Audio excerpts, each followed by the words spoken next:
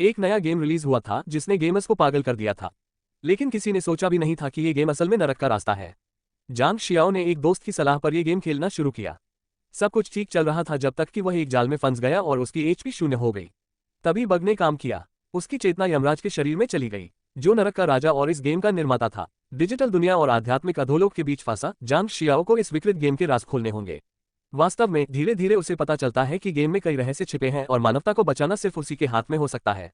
अब गेम खत्म करना ही काफी नहीं था, उसे नरक से बचकर निकलना था। गेमर्स पीसी या मोबाइल पर गेम खेलना पसंद करते हैं, लेकिन किसी ने भी नहीं सोचा था कि उनका सपना सच होने वाला है। कोई भी ये नहीं जानता था कि वो नया गेम कब रिलीज हुआ था। ये कोई आम गेम नहीं लग रहा था, बल्कि ऐसा था जैसे किसी दूसरी दुनिया की चाबी मिली हो, जिसका नाम था किंग्स ऑफ हेल। गांव के पास एक धमाका होता है। जैसे ही धुआं छटते ही प्लेयर स्क्रीन पर जियांग शाओ के कैरेक्टर स्टैट्स दिखने लगे। लगता था कि शुरुआती हथियार काफी कमजोर थे। गेम के एक एनपीसी सामने आया जिसका नाम था भिखारी भूत। उसी वक्त प्लेयर ने लेवल अप करने का मौका देखा। अपने हथियार पर पावर बढ़ाने वाला जादू लगा कि उसने बिना सोचे समझे हमला कर दिया। जियांग शाओ ने उस छोटे भूत को मारा और एनपीसी ने अफसोस जताया। इस हमले की वजह से प्लेयर का एक्सपी बढ़ गया। ऐसा लग रहा था कि जब वो भूत मारा गया तो उसने कुछ गिराया, काफी सारा पैसा और एक दुर्लभ क्रिस्टल। सिस्टम ने उसकी बधाई दी, लेकिन जंग शियाओ उस बेकार और हास्यास्पद टाइटल को सुनकर बिल्कुल भी खुश नहीं था। फिर भी इनाम तो बढ़िया था, इसलिए ये सब करने लायक था। लेकिन अचानक उसे पीछे से तेज आवाज सुनाई दी और आग का चक्रवात उस पर हमला कर गया। खिलाड़ी सोचने लगा कि ऐसा हमला किसने किया होगा। इस हमले से उसकी एचपी घट गई और झाड़ियों के पीछे से कुछ खिलाड़ी निकल आए। वो अजीब नामों वाला ग्रुप साफ तौर पर उस क्रिस्टल के पीछे था। जोंग शियाओ अभी अभी कुछ कमाया था। ये लोग लग रहे थे कि वो प्लेयर किलर्स की एक टोली है, जो मॉन्स्टर्स से लड़ने के बजाय अकेले प्लेयर्स का शिकार करना पसंद करते हैं। लेकिन उस ग्रुप के हमला करने से पहले जांग साओ ने एक स्मोक बॉम्ब फेंका और भागने की कोशिश की। ऐसा लग रहा था कि उसकी योजना काम कर गई, लेकिन फिर भी दूर से ही उस पर एक तीर लगा और उसका एचपी और कम हो गया। उस ग्रुप के एक खिलाड़ी के पास एक खास स्किल थी, जिससे वो दुश्मन प्लेयर्स को सीधे दिल में वार कर सकता था। ये वाकई में बड़ी समस्या थी। उस बदमाश ने जोंगचो का तीरंदाजी का डिब्बा मारा और उसे लूट लिया। वे सब चले जाते हैं, सोचते हुए कि पिछले कुछ दिनों की सारी मेहनत बेकार गई। वह धीरे धीरे बेहोशी की ओर बढ़ने लगता है। जैसे ही वह लॉग ऑफ करने वाला होता है, वह घर के कामों के बारे में सोचने लगता है। लेकिन उसकी सोच में अचानक औरतों की आवाजें आ जाती हैं, और जैसे ही वह अपनी आंखें खोलता है तो देखता है कि उसके सामने दो खूबसूरत महिलाओं के 4 पार्टी गुब्बारे हैं। जो 2 महिलाएं उसे जगा रही थीं, उसके अलावा 2 और महिलाएं उसके पैर मलीज कर रही थीं। उसी वक्त जांग शाओ पूरी तरह से उलझन में था। उसे लगा था कि उसने लॉग आउट कर लिया है, लेकिन जब उसने अपने आईने में प्रतिबिंब देखा तो वह हक्का बक्का रह गया। वह पूछता है कि वह कहाँ है और वह ऐसा कैसे हो गया। उसके नौकर उसके इस रिएक्शन से डरकर घुटने टेक देते हैं और बताते हैं कि ये उसका महल है। फिक्र में एक नौकरा माफी मांगने लगता है और उसे राजा यम कहकर बुलाता है। राजा का ये टाइटल सुनकर जांगो की खुशी का ठिकाना नहीं रहा। अब वह बड़ा बॉस था। वह अपनी नौकर की ठुड्डी उठाता है और उसे आदेश देता है। वह सालों से इस पल का इंतजार कर रहा था, जब वह मर चुका था। पर सब कुछ इतना असली लग रहा था, शायद दूसरी चीजें भी असली लगेंगी। लेकिन कुछ होने से पहले एक और आवाज ने उसे बुलाया। एक औरत जिसके चेहरे पर फॉक्स जैसी झलक थी, उसने बताया कि सम्राट आ चुके हैं। उसे देखते ही जांग साओ का दिल खुशी से ऑलमोस्ट फटने वाला था। लेकिन अगर उसे पता ही नहीं था कि क्या कहना है, तो वो सम्राटों को कैसे जानकारी देगा। वैसे भी ये लड़कियां एनपीसी जैसी नहीं लग रही थी। मामला क्या था? एक नीला छोटा भूत सबको उठने का आदेश देता है। राजा यम अंदर आता है। कमरे में जाकर वह अपने सिंहासन पर बैठता है। दक्षिण, उत्तर, पूर्व और पश्चिम के 4 सम्राट उसके साथ मेज पर बैठे थे। लेकिन उसका नौकर शिकायत करता है कि वे सम्राट नहीं, बल्कि सेनापतियों थे। पूर्व का सेनापति कहता है कि उसका सम्राट व्यस्त था और नहीं आ सका। तभी जांग सी बीच में बोलता है और कहता है कि उसके पास जरूरी बातें हैं। उस वक्त सभी अलर्ट हो जाते हैं। राजा यम ने कभी इतनी गंभीरता से काम नहीं लिया था। वे सोचते हैं कि शायद छोटा राजा अब समझदार हो गया है। तभी एक स्क्रीन प्रकट होती है और खेल की व्याख्या शुरू होती है। लॉन्च के बाद से 3 मिलियन से ज्यादा खिलाड़ी बिना ये जाने कि उन्हें नरक में ले जाया गया है, लॉगिन कर चुके थे। और डेवलपर्स के मुताबिक हर बार जब लड़ाई होती है तो खिलाड़ी की जीवन ऊर्जा कम हो जाती है। इसके अलावा जब भी कोई भूत मरता है तो वह पुनर्जन्म लेकर फिर से खेल में लौट आता है। 54% खिलाड़ी लेवल 2 पर लेवल 143 तक पहुंच चुके थे और सिर्फ 3% ही लेवल 3 पर थे। सीधे शब्दों में कहें तो ये थे खेल के मौजूदा आंकड़े, कहते हैं कित्सुने। पूर्व के जनरल की तारीफ करता है।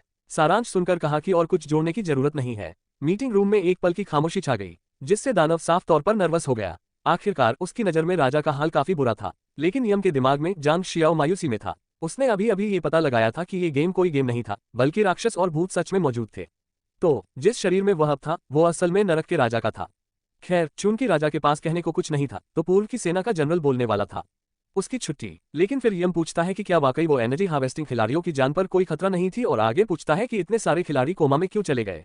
हताशा में पूर्व का जनरल कहने लगता है कि उसे नहीं पता यम क्या बात कर रहा है।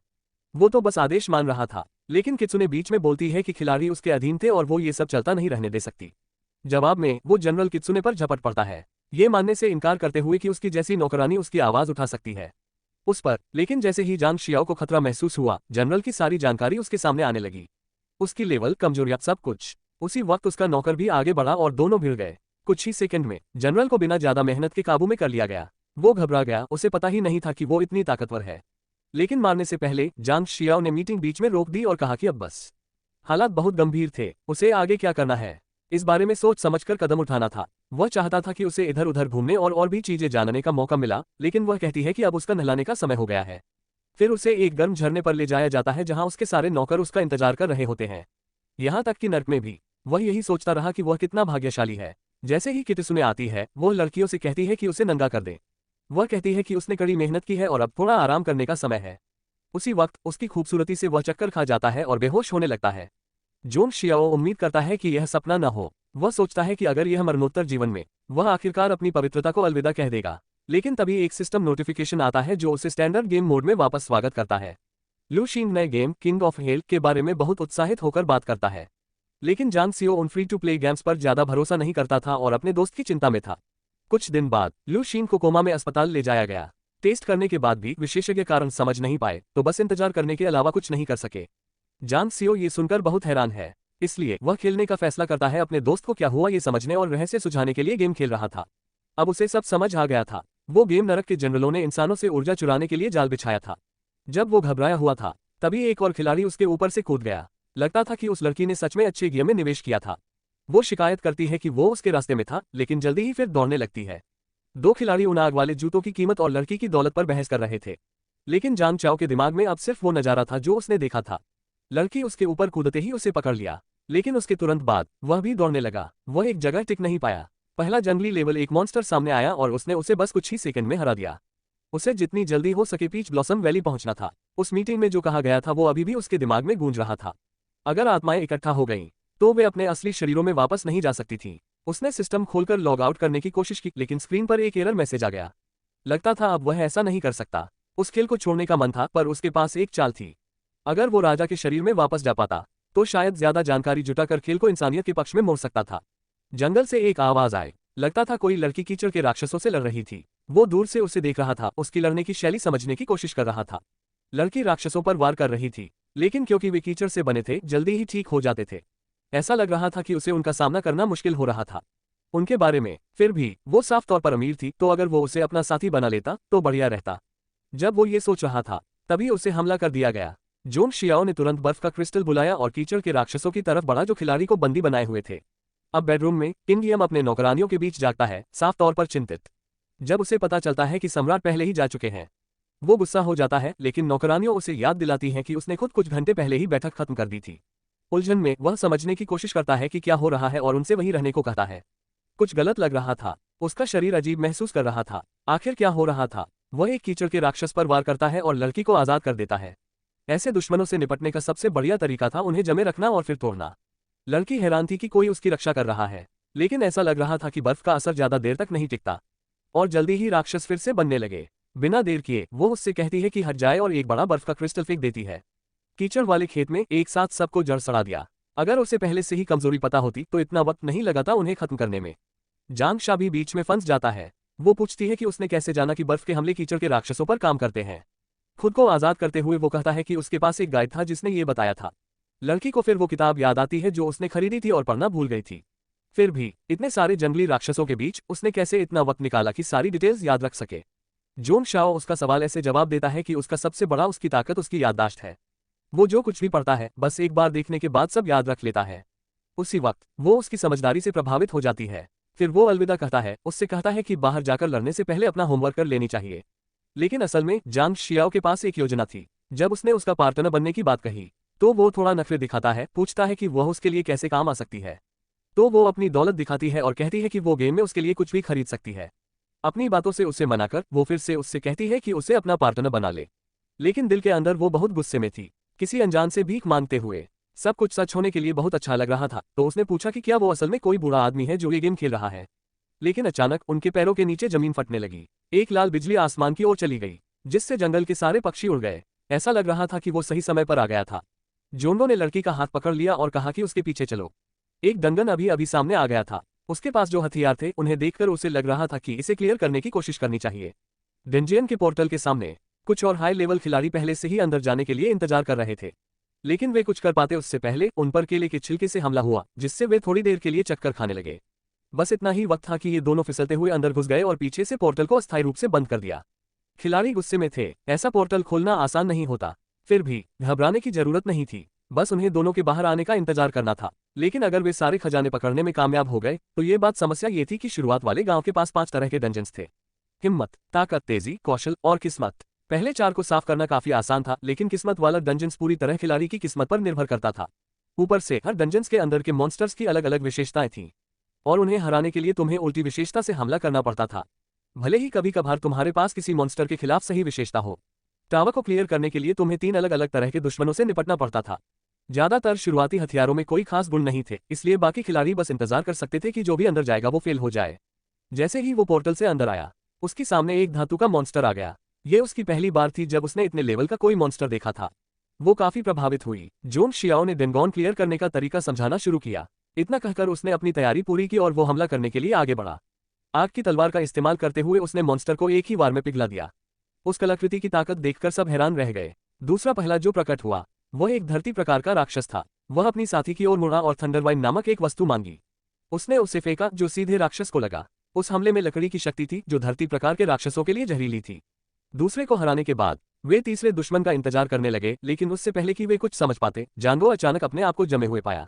एक जल राक्षसी प्रकट हो गई थी। उसकी साथी उसे जमे हुए देखकर हैरान रह गई। उसने उम्मीद नहीं की थी कि राक्षस पहले हमला करेगा, लेकिन धीरे धीरे बर्फ में दरारें पड़ने लगी और सबकी हैरानी की बात थी कि जोंग साओ ने खुद को छुड़ा लिया।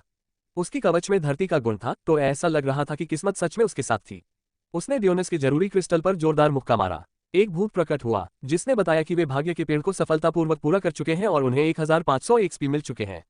इसके अलावा उन्होंने एक नई तलवार भी हासिल की जो पिछली से ज्यादा ताकतवर थी, एक अंगूठी जो उन्हें 5 मिनट के लिए अदृश्य बना सकती थी, और एक दुर्लभ आइटम जिसे फीनिक्स क्राउन कहा जाता है। जोंग शाओ ने कहा कि उसे सिर्फ तलवार चाहिए थी और बाकी 2 कलाकृतियां वह रख सकती है। ऐसा लग रहा था कि फीनिक्स क्राउन एक सेट का हिस्सा है और वह बाकी के टुकड़े इकट्ठा करना चाहती थी।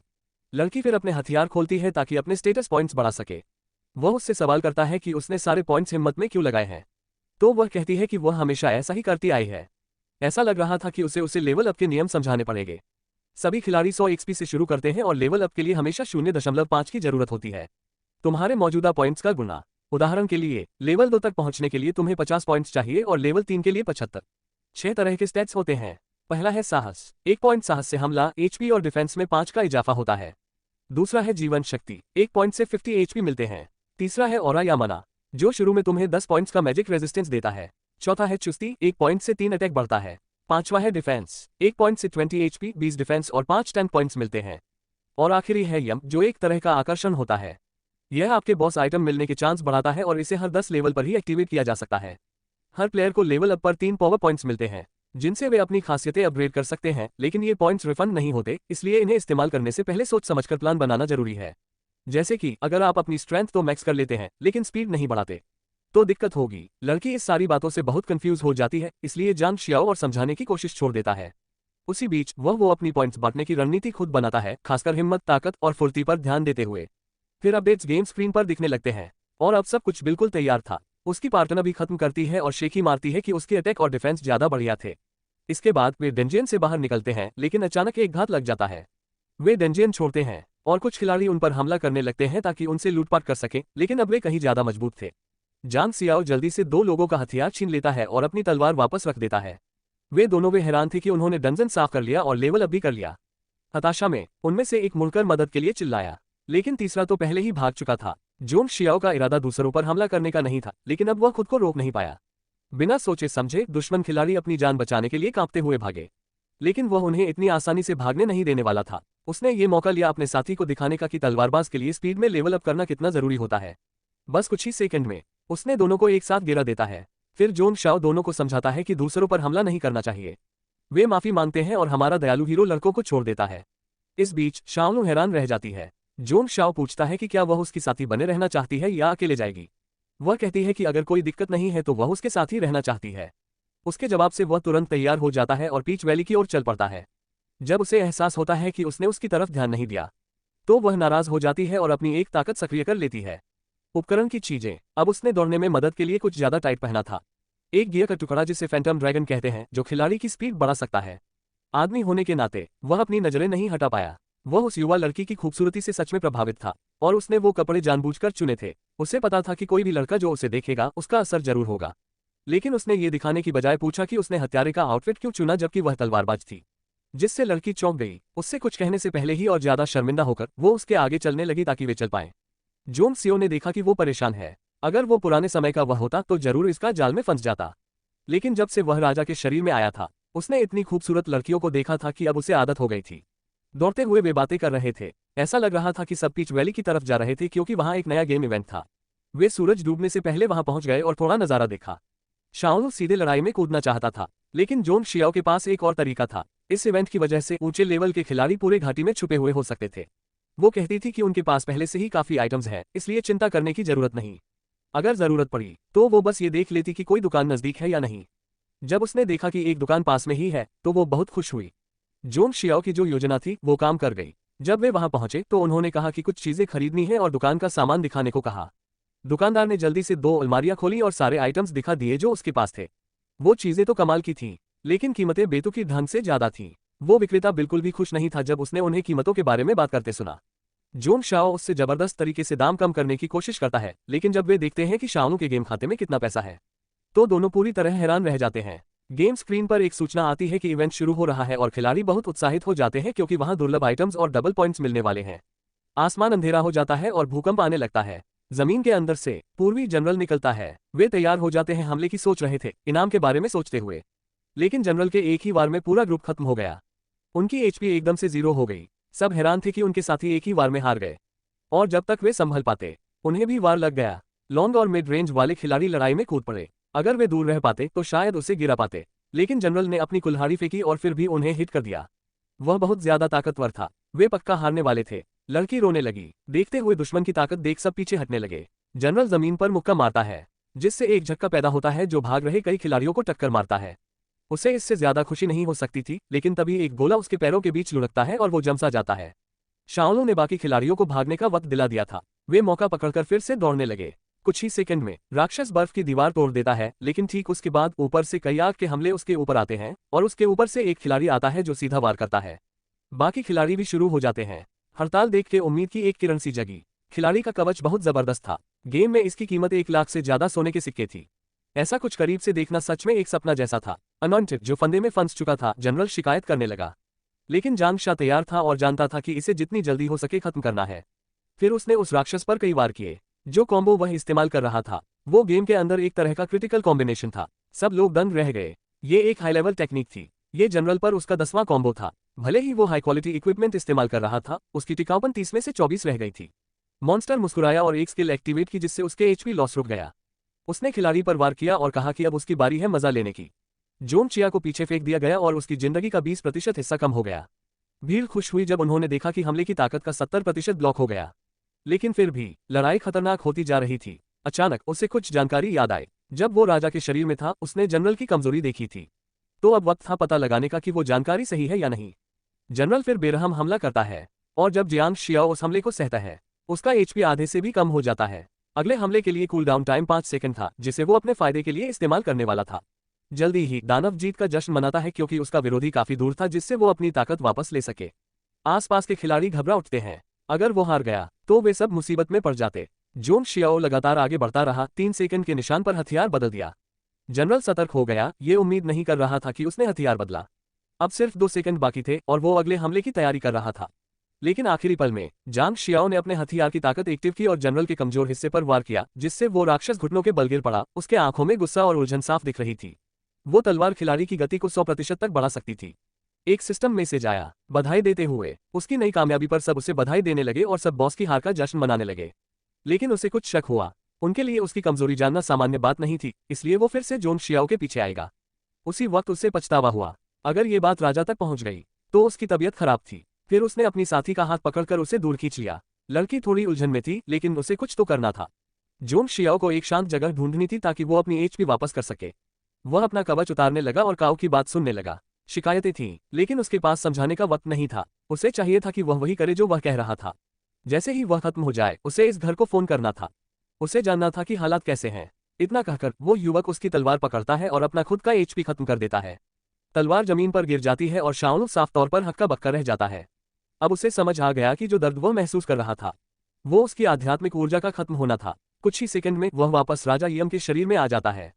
उसकी योजना कामयाब हो गई थी। एक महिला की आवाज पुकारती है। वो जब ऊपर देखता है तो कितिसुन को लगभग आंसू आते हुए देखता है। जोन टियो शर्मिंदगी में कूद पड़ता है और जल्दी से उसकी गोद से उतर जाता है। वह माफी मांगता है और उसे उठाने में मदद करता है, लेकिन कितिसुन कहती है कि माफी मांगने की कोई बात नहीं थी, वह बस चिंतित थी। फिर वह कहता है कि उसे बस चक्कर आए थे, कुछ गंभीर नहीं है। जब देखता है कि इससे वह शांत नहीं होती तो वह पूरी तरह से बात बदल देता है और जैसे ही वह पुनर्जन्म के स्थान के बारे में बताती है तुरंत वहां से भाग जाता है। खैर, राजा के इस व्यवहार को देखकर उसकी सेविका भी उलझन में पड़ जाती है। उसे यह नर्म स्वभाव वाला इंसान पसंद आने लगा था। उसके साथ जैसे ही वे कुओं के पास पहुंचे पता चला कि जनरल 3 मिनट पहले ही पुनर्जन्म ले चुका था और वो पूरी नफरत से भरा था। सोच रहा था कि किसी ने उसकी जानकारी लीक कर दी है। फिर जांग शियाओ उसके पीछे चला। उसे पकड़ना था इससे पहले कि वह सम्राट तक पहुंच जाए। लेकिन पहले ही दुनिया के बीच समुद्र में जनरल ने सबसे तेज समुद्री राक्षस को बुला लिया था उसे ले जाने के लिए। जैसे ही वह रवाना हुआ राजा और कितिसुने भी आ पहुंचे। अगर वो राक्षस उस दानव को सब कुछ बता देता तो उसकी हालत खराब हो जाती। बिना सोचे समझे उसने एक हथियार बुला लिया। जनरल को अजीब सी मौजूदगी महसूस हुई और कुछ ही सेकंड में उसकी सवारी जानवर का शरीर आधा हो गया। इस अचानक हमले से हिलकर जनरल वापस अपनी शुरुआत वाली जगह पर आ गया और राजा के सामने खड़ा हो गया। उसने पूछा कि ये सब क्या मतलब है। फिर जांग शियाओ ने पूछा कि दानव इतनी जल्दी कहाँ जा रहा था। जनरल ने कहा कि उसके साथ कुछ अजीब हुआ था और उसे इसे सम्राट को रिपोर्ट करनी थी, लेकिन वह सम्राट कोई था ही नहीं। अगर कुछ भी हुआ तो उसे सीधे राजा को रिपोर्ट करनी चाहिए। दानव अपनी बातों को अपने फायदे के लिए मोड़ने की कोशिश करता है, लेकिन ये बिल्कुल साफ था कि उसके लिए सम्राट कहीं ज्यादा महत्वपूर्ण था।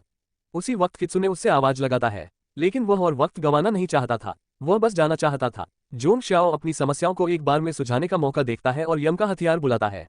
वह सच में कुछ छोटा चाहता था, उसे इतनी बड़ी चीज की उम्मीद नहीं थी। जनरल राजा की बात सुनकर हैरान रह जाता है। अचानक मुद्रा में बदलाव आया, लेकिन जोनसी ने इसे नजरअंदाज करते हुए कहा कि वह बस स्टाइल को टेस्ट करना चाहता था। यामा ने जनरल की तरफ वार किया और सीधा निशाना लगाया। एक ही वार में उसने जनरल को हरा दिया। ताकत इतनी जबरदस्त थी कि राक्षस साफ परेशान दिख रहा था। जांग शियाओ ने कहा कि उसने उसे हथियार की ताकत परखने के लिए नहीं मारा, बल्कि उसकी मौजूदगी ही उसे खटक रही थी। लेकिन आखिरी वार करने से पहले उसका विरोधी पानी में कूद गया और भागने की कोशिश करने लगा। आसमान में एक गुलाबी रस्सी नजर आई जो लपेटने लगी सामान्य के चारों तरफ। ये धीरे धीरे और ज्यादा कसने लगती है और वह खुद को बचाने से पहले ही कित्सुने के हाथों हार जाता है। जांग शियाओ उसकी ताकत देखकर हैरान रह गया। जैसे ही उसने हमला पूरा किया उसने राजा की अनुमति के बिना कार्रवाई करने के लिए माफी मांगी, लेकिन राजा ने उसे सजा देने की बजाय उसकी तारीफ की। यह पहली बार था जब राजा ने उसकी तारीफ की। अब वह थोड़ी देर के लिए राहत की सांस ले सकता था। इसके बाद उसने लोमड़ी से कहा कि राजा के कार्यालय के बाहर इंतजार करे। वो किसी भी जानकारी का फायदा उठाना चाहता था जो उसे मिल सके। अगर उसे गेम के बारे में कोई डिटेल्स मिल जाती तो वो बिना किसी हार के जीत सकता था। जब उसने डेस्क का दराज खोला तो उसे गेम डेवलपमेंट की किताब और हथियारों की लिस्ट मिली। बिल्कुल वही चीज जो उसे चाहिए थी। बाहर छोटी लोमड़ी लड़की साफ तौर पर परेशान दिख रही थी। राजा के लिए बिना वजह जनरल को मारना बिल्कुल भी समझ में नहीं आ रहा था। शायद उसने ऐसा इसलिए किया क्योंकि वो आदमी पहले हमला कर चुका था, वो सोचती है। बेट हाउस में जो कुछ हुआ उसे अंदाजा ही नहीं था कि वो इतनी जरूरी थी। राजा इस बीच स्टडी रूम में जांग सी गेम के बारे में जितना हो सके पढ़ रहा था। यम सच में एक शानदार रणनीतिकार थे। उन्होंने हथियारों की मैकेनिक्स और अपग्रेड्स के हर छोटे बड़े पहलू के बारे में सोचा था। अचानक उसकी नजर एक सेक्शन पर पड़ी जिसका नाम था घोस्ट हॉर्डर। ऐसा लग रहा था कि वे एक साथ बहुत बड़ी मात्रा में मानव ऊर्जा चूसना चाहते थे, इसलिए राजा को इसके लिए अलग अलग रणनीतियां बनानी थी। गेम के एक इवेंट में इंसानों को ऐसे दानवों की भीड़ का सामना करना पड़ेगा जो तुरंत ही फिर से जीवित हो जाएंगे। ये घोस्टवेट सितंबर में होने वाला था। 9 तारीख थी और ये करीब 6 घंटे चलेगा बिना खिलाड़ियों को कोई चेतावनी दिए। जब वक्त आया तो शुरुआती गांव की दीवार टूट गई और लॉगिन क्रिस्टल काम करना बंद कर दिया। तारीख को लेकर घबराकर उसे वही दबाव महसूस होने लगा जो पहले भी महसूस हुआ था। ऐसा लग रहा था कि अब उसका जाने का वक्त आ गया है। कित्सुने को कमरे से तेज आवाज सुनाई दी और बिना पूछे अंदर आ गई। किसी वजह से राजा फर्श पर पड़ा था। वह देखने के लिए पास आई कि वह ठीक है या नहीं, लेकिन उसे थप्पड़ मारकर दूर धकेल दिया गया। यामा नहीं था, उसने उसे छूने की इजाजत दी। फेंगी यांग उसकी प्रतिक्रिया देखकर साफ झकझोर गया और माफी मांगने लगा। राजा अपनी स्टडी में नोटबुक की तरफ देखने लगा। ऐसा लगता है कि सच में कुछ हो रहा था और उसे इसे समझना था। अपने शरीर में वापस आकर जानगो को पता चलता है कि एक बग की वजह से वो लॉग ऑफ नहीं कर पा रहा। मजबूरी में वो जितने हो सके खिलाड़ियों को मैसेज करता है कि वे 10 सितंबर से पहले ऑनलाइन ना आए। चूंकि वो लॉग आउट नहीं कर पा रहा था, उसे इस अटैक को अपने फायदेमंद बनाना था। जोंग शियाओ चढ़ता है पहाड़ की चोटी पर। आसमान धीरे धीरे रंग बदल रहा था। पूरी जंगल में दहाड़ और गोलीबारी की आवाजें गूंज रही थीं। एक धमाका हुआ और कई भूत जमीन पर गिर पड़े, जबकि कुछ डर के मारे भागने लगे। एक खिलाड़ी जिसका नाम मंगमू था पूरी ताकत से लड़ रहा था। जियांग शियाओ ने बिल्कुल भी ऐसा कुछ उम्मीद नहीं की थी। धमाके रुकने का नाम नहीं ले रहे थे, लेकिन ऐसा लग रहा था कि मंगमू जितनी ज्यादा गोली चलाता उतने ही ज्यादा राक्षस सामने आ जाते। जांग शियाओ ऊपर से इस नजारे को देख रहा था। अगर वह गोली चलाते हुए हिलता तो बच सकता था, लेकिन क्योंकि वो एक ही जगह ठहरी रही, उसके पास विकल्प कम होते जा रहे थे। वो मदद करने के लिए तैयार हो गया। अपना हथियार खोलते हुए पिछली लड़ाई की वजह से वो लेवल 8 से सीधे लेवल 15 पर कूद गया था। इस बात से उत्साहित होकर वो ये भी देखना चाहता था कि कहीं उसे कोई नया जादुई सामान तो नहीं मिला। लेकिन ऐसा लग रहा था कि सिस्टम ने किसी को जनरल को हराने की उम्मीद ही नहीं की थी, इसलिए उसे सिर्फ सिक्के ही मिले। हालांकि ये थोड़ा निराशाजनक था, फिर भी कुछ न मिलने से बेहतर था। खैर, अब अपनी टीम के लिए एक और रिच प्लेयर को भर्ती करने का वक्त आ गया था। मंगमू पहले ही निराशा में जब जियांग शियाओ बड़े धमाके के साथ आया। उसने कहा कि उसने उसकी मदद की आवाज सुनी थी और लड़की इससे ज्यादा शुक्रगुजार नहीं हो सकती थी। लेकिन जैसे नोटबुक में लिखा था, जमीन पर गिरे हुए राक्षस उसी जगह फिर से जिंदा हो गए। उसने उससे कहा कि कसकर पकड़ो और एक रस्सी वाला आर्टिफैक्ट एक्टिवेट किया। जैसे ही राक्षसों ने हमला किया, दोनों वहां से उड़ते हुए निकल गए। मूमू एड्रेनालाइन से हक्का बक्का रह गई और पूछा कि उस लड़के ने क्या सामान लिया था। उसने उसे दिखाया कि वो तो बस स्टार्टर की रस्सी थी। लेवल लड़की इससे बहुत प्रभावित हुई, सोच रही थी कि वो एक असली हीरो है। वो अपना कूल बॉय वाला रोल निभाता रहा, जबकि लड़की बार बार उससे उसके गेम की स्ट्रेटेजी के बारे में पूछती रही। प्रभावित करने के लिए नम्रता दिखाते हुए जोन्स ने कहा कि इसमें कोई खास बात नहीं थी। फिर मंगमू ने अपनी चार्म ऑन किया और कहा कि वो उसकी गेम की पार्टनर बनना चाहती है। लेकिन अपनी उत्सुकता में लड़की रुकती ही नहीं, लगातार सवाल पूछती रही। इसी बीच उसने अपने जमा किए हुए पॉइंट्स बांटने शुरू कर दिए। जब उसके पास 10 पॉइंट्स बचे तो उसने सारे पॉइंट्स यम में लगा दिए और अपने नए पावर के अनलॉक होने का इंतजार करने लगा। और उसकी नई स्किल थी जिसे ब्लडलस्ट कहा जाता था। ऐसा लगता था कि ये खास ताकत उसे दुश्मन के एचपी का 3% प्रति सेकंड चूसने की अनुमति देती थी, लेकिन सिर्फ द्वंद्वयुद्ध के दौरान। जांग चो इससे ज्यादा खुश नहीं हो सकता था। हालांकि जब वे व्यस्त थे तो दोनों को एक बटालियन ने घेर लिया। वे ज़ॉम्बी सैनिक थे। अकेले वो ज्यादा ताकतवर नहीं थे, लेकिन समूह में वे लगभग अजेय थे। फंसे हुए होने के बावजूद खिलाड़ी उन्हें हराने को लेकर काफी आशावादी थे। मेन मूव अपनी हथियार चालू करती है और एक साथ कई को खत्म कर देती है। ऊपर से स्थिति का फायदा उठाते हुए पहाड़ पर चढ़ना वाकई में एक बढ़िया रणनीति थी। लेकिन थोड़ी ही देर बाद उनकी तरफ तीरों की बरसात होने लगी। हैरान होकर दोनों का काफी एचपी खत्म हो गया। जल्दी सोचते हुए वे तीरंदाजों का ठिकाना ढूंढने में कामयाब हुए, लेकिन जब उन्होंने आसपास देखा तो पता चला कि सैनिकों के पास तो कैटापल्ट्स भी हैं। भूत थोड़े रुक सकते थे, ये लोग बहुत ज्यादा चालाकी दिखा रहे थे। जोन शियाओ ने शिकायत की। फिर ममू ने पूछा कि अब क्या करना चाहिए। अगर वहीं रुके रहे तो दुश्मन लगातार बढ़ते रहेंगे। पहुंच गया। जैसे ही कैटापल्ट लॉन्च हुए, जोन साओ ने लड़की को अपनी बाहों में उठा लिया और फैसला किया कि दोनों को तुरंत वहां से निकलना होगा। फिर से रस्सी का इस्तेमाल करके वे दुश्मन के इलाके को पार कर गए, और अब जब वे पीछे की तरफ थे तो वे पीछे से हमला कर सकते थे। तो उसने अपनी तलवार बुलाई। मंगम्यू को अभी भी अपनी बाहों में पकड़े हुए सीधे मुख्य योद्धा की ओर बढ़ा। एक ही वार में उसने भूत को मार गिराया। बाकी सब उसे डर के मारे देख रहे थे, और एक नया टाइटल नोटिफिकेशन स्क्रीन पर आया। फिर से वह था बदमाशी दिखा रहे थे, लेकिन पलक झपकते ही फौज के जनरल ने होश संभाला और उनका पीछा करने लगे। मंगमू ने पूछा कि जंगल में घुसते ही वे कहाँ जा रहे थे। जंग शियाओ ने फिर उसकी तरफ मुड़कर कहा कि वे एक डंजियन में जा रहे थे, इसलिए वे धरती के ड्रैगन के मान की तरफ बढ़े क्योंकि उस दौरान मॉन्स्टर्स बार बार जिंदा हो रहे थे। बॉस को फॉर्म करने से बेहतर कुछ नहीं था। मैं पूरी तरह से हिल गई। उसे लगा था कि ऐसा सोचने वाला नजरिया तो बस कहानियों में होता है, लेकिन अचानक उसका शरीर चमकने लगा। ऐसा लग रहा था जैसे कोई टेलीपोर्ट चालू हो गया हो। अचानक शाओनु उड़ते हुए सामने आ गई और सीधे हीरो के ऊपर आ गिरी। बिल्कुल कॉपी पेस्ट वाला सीन। वो हैरान था कि वो लॉग इन कैसे हो गई। सैद्धांतिक रूप से शुरुआती क्रिस्टल तो बंद हो जाना चाहिए था, लेकिन धुएं के बीच से एक दुश्मन अचानक प्रकट हो गया बिना किसी झिझक के। वो औरत बिना सोचे समझे हमला करने लगी। जोन सियाओ चिल्लाया, कहा कि अभी दूसरे खिलाड़ियों पर हमला करने का वक्त नहीं था। हमें चाहिए था कि टीम बनाओ। लेकिन वो साफ तौर पर बात करने के मूड में नहीं थी और उसने उन पर एक आर्टिफैक्ट फेंका जिससे धमाका हो गया। लैंग यूनिंग लेवल 8 की असासिन थी जिसकी कुछ खासियतें थीं। धमाके की वजह से शियाओनु और मंगमू उसे देखना भूल गए। चुपचाप उसने लैंग यूनिंग के पीछे पहुंचने में कामयाबी पाई। किसी वक्त उसने फ्लिकर चार्म का इस्तेमाल किया, एक ऐसा आर्टिफैक्ट जो खिलाड़ी को टेलीपोर्ट करने की अनुमति देता था। उसे लगता है कि कुछ उसकी पीठ को छू रहा है और वह घबराती है, समझते हुए कि शायद वो तलवार नहीं थी। वह उसके सोच में उलझे होने पर और जब उससे समझ आया कि वह क्या सोच रही थी तो उसने बताया कि वह हथियार की ब्लेड नहीं बल्कि हैंडल इस्तेमाल कर रहा था। लांग यूनिंग ने मौका पाते ही वार कर दिया और हताश होकर जांग शियाओ ने दोनों लड़कियों से मदद मांगी। सिर्फ खड़े रहने की बजाय शाओनु ने अपना हथियार खोल दिया। उन्हें कुछ ऐसा ढूंढना था जो उसे बिना चोट पहुंचाए शांत कर सके। फिर ममू ने अपनी हथियार पकड़ने वाली फॉर्म एक्टिवेट की और जाल फेंका। गलती से दोनों ही उसमें फंस गए, लेकिन जांग शियाओ को इससे कोई गुस्सा नहीं आया। बिल्ली ने चिताया कि जितना ज्यादा वे हिलेंगे जाल उतना ही कसता जाएगा, इसलिए बेहतर होगा कि वे शांत रहें। लेकिन उसे ये उम्मीद नहीं थी और वो एक शर्मनाक स्थिति में फंस जाता है। जाल धीरे धीरे और भी कसने लगता है, जिससे शियाओनु और लांग यूनिंग की हिम्मत टूटने लगती है। जांग शियाओ अपनी बात समझाने की कोशिश करता है, लेकिन जितना ज्यादा वो बोलता है हालात और बिगड़ते चले जाते हैं। आखिरकार दोनों को छोड़ दिया जाता है और हत्यारे ने बताया कि ये डेंजियन उसकी टीम का था, वे कहीं और जा सकते हैं। इस बात पर उनकी बहस होती है और लगता है कि उसकी टीम मर चुकी थी। डेंजियन के आखिरी बॉस के पास उन्हें अब तक लौट आना चाहिए था, लेकिन अभी तक कोई दिखा नहीं। जंग शियाओ ने कहा कि उसे और इंतजार करने की जरूरत नहीं है। इवेंट के नियमों के मुताबिक उसके दोस्त आज रात फिर से लॉग इन नहीं कर पाएंगे। सब कुछ बदल चुका था, हालांकि खिलाड़ी अभी भी अंदर जा सकते थे। जो मर गए थे उन्हें अस्थायी बैन मिला था। खैर, ऐसी हालत में वह डेंजियन उन्हीं को छोड़ देगी, लेकिन फिर उसे एक आइडिया आता है। चूंकि लांग यूनिंग पहले से ही डेंजियन को अच्छी तरह जानता था, वे मिलकर इसे साफ करने के लिए टीम बना सकते थे। हत्यारे ने एक पल सोचा, वे सच में एक जबरदस्त ग्रुप थे और उनके पास अच्छी चीजें थीं। भले ही उसे वह पसंद नहीं था, लेकिन अस्थायी तौर पर टीम बनाना सही था। ऐसा कहकर वह टीम में शामिल होने को राजी हो गई, लेकिन अपना संपर्क नंबर नहीं दिया। उस रात के बाद वह उन्हें कभी भी दोबारा नहीं देखना चाहती थी। लेकिन शाओलू आकर कहता है कि उसे चिंता करने की जरूरत नहीं है, क्योंकि जियांग शियाओ उसके साथ है, इसलिए उसे किसी और की जरूरत नहीं है। एल यूनिंग इस नाटक को नजरअंदाज कर देती है और कहती है कि अब उनका डेंजियन में जाने का टाइम हो गया है।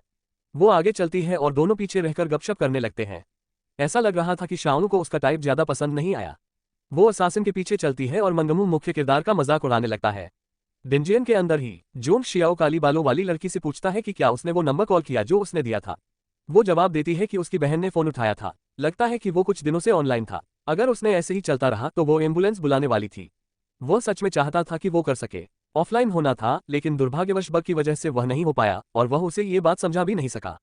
तभी जियांग शियाओ को खाना और बेसिक जरूरतों का ख्याल आया, लेकिन उसने कहा कि उसकी बहन उसकी पूरी देखभाल कर रही थी और ऐसा लग रहा था कि उसने गेम में बिताए दिनों में करीब 30 किलो वजन बढ़ा लिया था। लेकिन इस बात पर घबराने से पहले ही वे दंगन के दरवाजे पर पहुंच गए थे। ऋषि ऑफ सीना कहता है कि जैसे ही वे अंदर गए उन्हें उसकी बात माननी पड़ी।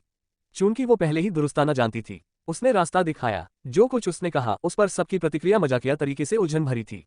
ड्रैगन का ठिकाना वाकई बड़ा था और वहां की बू बिल्कुल भी अच्छी नहीं थी। आखिरकार हर कुछ सेकंड में वो फिर से जिंदा हो रहा था, इसलिए खून सूखने का मौका ही नहीं मिलता था। दैत्य उनके सामने ही जाग गया और सब लड़ाई के लिए तैयार होने लगे। ऐसा लग रहा था कि उसके पास आग उगलने की ताकत है और साथ ही उसका जहर दुश्मनों को लकवा मार सकता है। फिर वो जानवर अपनी पहली हमला की तैयारी करने लगा और सब कोई बचते रहते हैं। मांगमू ड्रैगन की खाल बहुत मोटी होने की शिकायत करती है, इसलिए वो उस पर वार नहीं कर पाए। फिर लांग यूनिंग उनसे कहता है कि वो जानवर का ध्यान भटकाएं और उसे उसकी तरफ ले आए ताकि वह उसके पेट पर वार कर सके। पिछले 2 बार उसकी टीम इसी तरह दुश्मन को हरा पाई थी। शाओलू लड़की से जो चोटी बांधे हुए थी कहता है कि वह पीछे से दबाव बनाएगा, इसलिए उसे लगातार शूट करना था। इसी बीच वह सोच रहा था कि पहली 2 बार जीतने के बाद तीसरी बार पिछली टीम क्यों हार गई, और उससे पहले से ही उस राक्षस की कमजोर जगह पता थी। तभी जोंगचा के दिमाग में एक ख्याल आया। चूंकि वे असली राक्षस थे, उन्हें याद रखने की ताकत होती थी कि वे कैसे मरे थे, तो अगर वे वही तरीका बार बार इस्तेमाल करेंगे तो ड्रैगन को पहले ही पता चल जाएगा कि ये असल में एक जाल है। फिर उसने लड़कियों को चिल्लाकर कहा कि जो कुछ भी कर रही हो रोक दो और वहां से निकल जाओ। जाल होने की बात सुनने के बाद भी राक्षस बहुत तेज था। मंगमू समय रहते बच नहीं पाएगा। ऐसा लग रहा था कि ड्रैगन पहले से ही चालाकी दिखा रहा था। पूरे वक्त भले ही स्पीड स्पेल लगी हो, उसका अटैक फिर भी ज्यादा तेज लग रहा था। तो जांग शाओ अपनी स्पीड पावर एक्टिवेट करता है और दोनों को पकड़ लेता है, लड़कियों को अटैक से बचाते हुए। लेकिन वो उसकी नीचे गिर पड़ती है और उस अजीब सी पोजीशन की वजह से वो उसकी जगह उसे धन्यवाद देने की बजाय उसे मारने लगती है। हत्यारा इस अफरा तफरी को देख रहा था और उसकी ध्यान न देने की वजह से ड्रैगन ने उसे नोटिस कर लिया। ड्रैगन उसकी तरफ थॉर्न अटैक छोड़ता है और उस आवाज को सुनकर सबका ध्यान उस तरफ चला जाता है। 3 शरारती शिफ्ट। जैसे ही लैंग यूनिंग कांटों से चोट खाती है और उसकी एचपी कम होती है, वो पूरी तरह से कंफ्यूज हो जाती है। उस मॉन्स्टर ने कभी भी ये अटैक नहीं किया था, हालत उनके पक्ष में नहीं थी। जोंग शियाओ को जल्दी से कुछ करना पड़ा। ड्रैगन ने फिर से उस महिला पर हमला किया, लेकिन इस बार वो नहीं लगी और गोल्डन आर्मर का इस्तेमाल करते हुए उसने न सिर्फ उसे बचाया बल्कि शाओलू से भी कहा कि वो बेल के हथियार से हमला करे। उसी वक्त वे मॉन्स्टर को रोकने में कामयाब हो गए, लेकिन ऐसा लग रहा था कि वो उस पौधे से इम्यून है क्योंकि वो खुद को छुड़ाने की कोशिश कर रहा था। ऐसा लग रहा था कि उच्च स्तरीय राक्षसों के खिलाफ सिर्फ विरोधी तत्वों का इस्तेमाल करना काफी नहीं था, लेकिन 3 सेकंड तक बेले उसे रोक सकती थी, जो कि काफी था। जांग शियाओ ने फिर शियाओलू को फोन किया और कहा कि जैसे ही वह सिग्नल देगा उसे बेले फेंक देनी है। लांग यूनिंग उसे रोकने की कोशिश करता है। अगर चारों मिलकर काम नहीं कर रहे होते तो वह अकेले ऐसा नहीं कर पाता, लेकिन उसने वही डेंगॉन इसलिए चुना था क्योंकि उसे ड्रैगन की कमजोरी पता थी। जब वह किंग यमा के शरीर में था तो उसने और भी जानकारी हासिल की थी। ये होगा। शुरुआत में नए खिलाड़ियों के लिए उस ड्रैगन को पहली बार में मार पाना मुश्किल होता है, लेकिन अगर उन्हें उसकी कमजोरी पता चल जाए तो ये गेम का एक बड़ा मोड़ साबित होगा। इससे गेम की लोकप्रियता बढ़ेगी और ज्यादा लोग जुड़ेंगे। वह चेतावनी देती है कि ड्रैगन फिर से स्पाइक अटैक करने वाला है, लेकिन उस राक्षस के जमीन पर जोर से पैर पटकने से पहले जांग साओ उन्हें बेल छोड़ने का इशारा करता है। फिर वह एक हथियार फेंकता है जिससे राक्षस के नीचे एक शॉक वेव बनती है। राक्षस के पेट पर एक छोटी सी लाल बिंदु दिखाई देती है। खुद उसके नीचे आ गया। वह तलवार को खींचता रहा जब तक कि वह उस जगह पर नहीं पहुंची। ड्रैगन ने हार मानते हुए गरज निकाली। लड़कियां उसे देख रही थीं, उस बात से अनजान। फिर उसने ड्रैगन की कमजोर जगह के बारे में बताया और क्यों तीसरी लड़ाई में हत्यारे की टीम फेल हो गई। लगता है कि वो जगह बदल गई थी। रिवार्ड स्क्रीन आए और वे अच्छा प्रदर्शन कर चुके थे। इनाम शानदार थे और 3 गुना होने से और भी बढ़िया हो गए। लड़कियों के लेवल भी बढ़ गए। भले ही उन्हें ऐसा न लगा कि उन्होंने ज्यादा किया हो, लेकिन उनके पास सोचने का वक्त नहीं था। अब स्टैट्स की बात करें। मॉन्स्टर फिर से रेस्पॉन हो रहा था और उन्हें अपनी स्ट्रेटेजी बदलनी पड़ी क्योंकि वह उसी ट्रिक में फिर से फंसने वाला नहीं था। तो इस बार उन्होंने स्पाइक अटैक से बचने के लिए बैलें इस्तेमाल की। फिर बम से उसकी पेट की कमजोर जगह को उजागर किया और आखिर में तलवार से कमजोर स्पॉट पर वार किया। और ऐसा ही वे अगले राउंड्स में करते रहे, हर बार थोड़ी स्ट्रेटेजी बदलते और ये रोटेट करते कि कौन फाइनल ब्लो मारे। बिल्कुल, ताकि सबको डंजियन रिवॉर्ड्स में पॉइंट्स मिले। लेकिन आखिर में उनके पास सिर्फ एक बेल वॉपन बचा था। वे चले गए क्योंकि उन्हें पता नहीं था कि उन्हें बार बार लड़ते रहना पड़ेगा। लेकिन उन्होंने खेल शुरू होने से पहले जान शाह की चालाकी का अंदाजा नहीं लगाया था। उसने सारे बेल के हथियार और बम स्टॉक से खरीद लिए थे। इस तरह वे थोड़ी देर और लड़ते रह सके। मानता हूं कि मुझे उस धरती के ड्रैगन के लिए दया आने लगी है। बेचारा। इस बीच डंजियन के बाहर उच्च दर्जे के राक्षस खिलाड़ियों पर नजर रखे हुए थे। राजा ने उन्हें सबसे अच्छे खिलाड़ी को खोजने का आदेश दिया था और उनके आईडी का इस्तेमाल करने को कहा था। मिल गया। वे जोन शियाओ के पीछे थे। भूत की लहर वाली घटना खत्म हो चुकी थी और गेम फिर से सामान्य हो गया था। सिर्फ एक रात की लड़ाई में उनका लेवल काफी बढ़ गया था। हर कोई गेम से लॉग आउट करने वाला था, यहां तक कि ड्रैगन भी ये सुनकर राहत महसूस कर रहा था। जियांग सियो ने कहा कि वह आखिरी बार एक बार और घूमने जाएगा और मंगमो उसकी तारीफ करता है। दोनों ने अलविदा कहा और अस्थायी तौर पर लॉग आउट कर लिया। इसके उलट शाओलू उसे इतनी आसानी से भागने नहीं देने वाली थी। उसे पता था कि वह कई दिनों से लॉग इन था और उसे बाहर निकलना था। जल्दी ही जब उसने सुना कि वह लॉग आउट होने वाला है, तो वह भी गेम से लॉग आउट कर गई क्योंकि उसमें अभी भी बग था। उसने इस वक्त का इस्तेमाल गेम के अंदर ध्यान लगाने और अपनी ऊर्जा वापस पाने के लिए किया। लेकिन अचानक उसे अपने आसपास 2 मौजूदगियां महसूस हुई। राजा के दानव उसे ढूंढ निकाले थे। उसने पूछा कि वे उससे क्या चाहते हैं। तभी एक लड़की ने हमला कर दिया। जोंग शियाओ पीछे हट गया और समझ गया कि वे शायद इम्प्रेस थे, खिलाड़ी नहीं। सफेद कपड़े वाली ने कहा कि उसकी रिफ्लेक्सेस वाकई अच्छी थी और अब समय था कि वे देखे वह कितना आगे जा सकता है। चलो। उसी वक्त उसे एहसास होता है कि वो मुश्किल में है और अंत में उनकी एक जंजीर में फंस जाता है। वो जंजीरें उसकी जान की ताकत चूस रही थी, इसलिए खुद को आजाद करने के लिए वो बिजली का ताबीज एक्टिवेट करता है। लेकिन दुश्मन को मारने के लिए नहीं, वो खुद को मारता है ताकि जंजीरों को तोड़ सके। अगर उसे फिर से ऐसे किसी वार में फंस गया तो उसकी हालत खराब हो जाएगी। तो जांग शियाओ सुनहरी कवच एक्टिवेट करता है। एक उनके में से एक पोर्टल खोलता है और दूसरे की जंजीरें उस पोर्टल से होकर उसकी तरफ बढ़ती हैं। वो आखिरी पल में बचता है, लेकिन उस रेंज से हैरान रह जाता है। उस हथियार की ताकत असीमित लग रही थी। काला सड़ा उसका हताश होकर हंसता है। वे किसी भी तरह की दया नहीं दिखाएंगे। कई पोर्टल खुलते हैं और धीरे धीरे वह हारने लगता है, एक भी सही वार नहीं कर पाता। उसकी कवच गायब हो जाती है और वह अपनी पुरानी पोशाक में वापस आ जाता है। वे ये देखने के लिए उत्सुक थे कि जब उसे एहसास होगा कि वह मौत के बहुत करीब है, तो उसकी प्रतिक्रिया क्या होगी। उसके पास अब केवल एक ही विकल्प बचा था, तो वह अपनी खास शक्ति रक्त पिपासा को सक्रिय करता है। उसके चारों ओर एक विशाल योद्धा बन जाता है, जिससे उसके विरोधी चौंक जाते हैं। वे इसकी उम्मीद नहीं कर रहे थे। कुछ ऐसा ही था और उनकी अरब उस बाधा को तोड़ नहीं पा रही थी।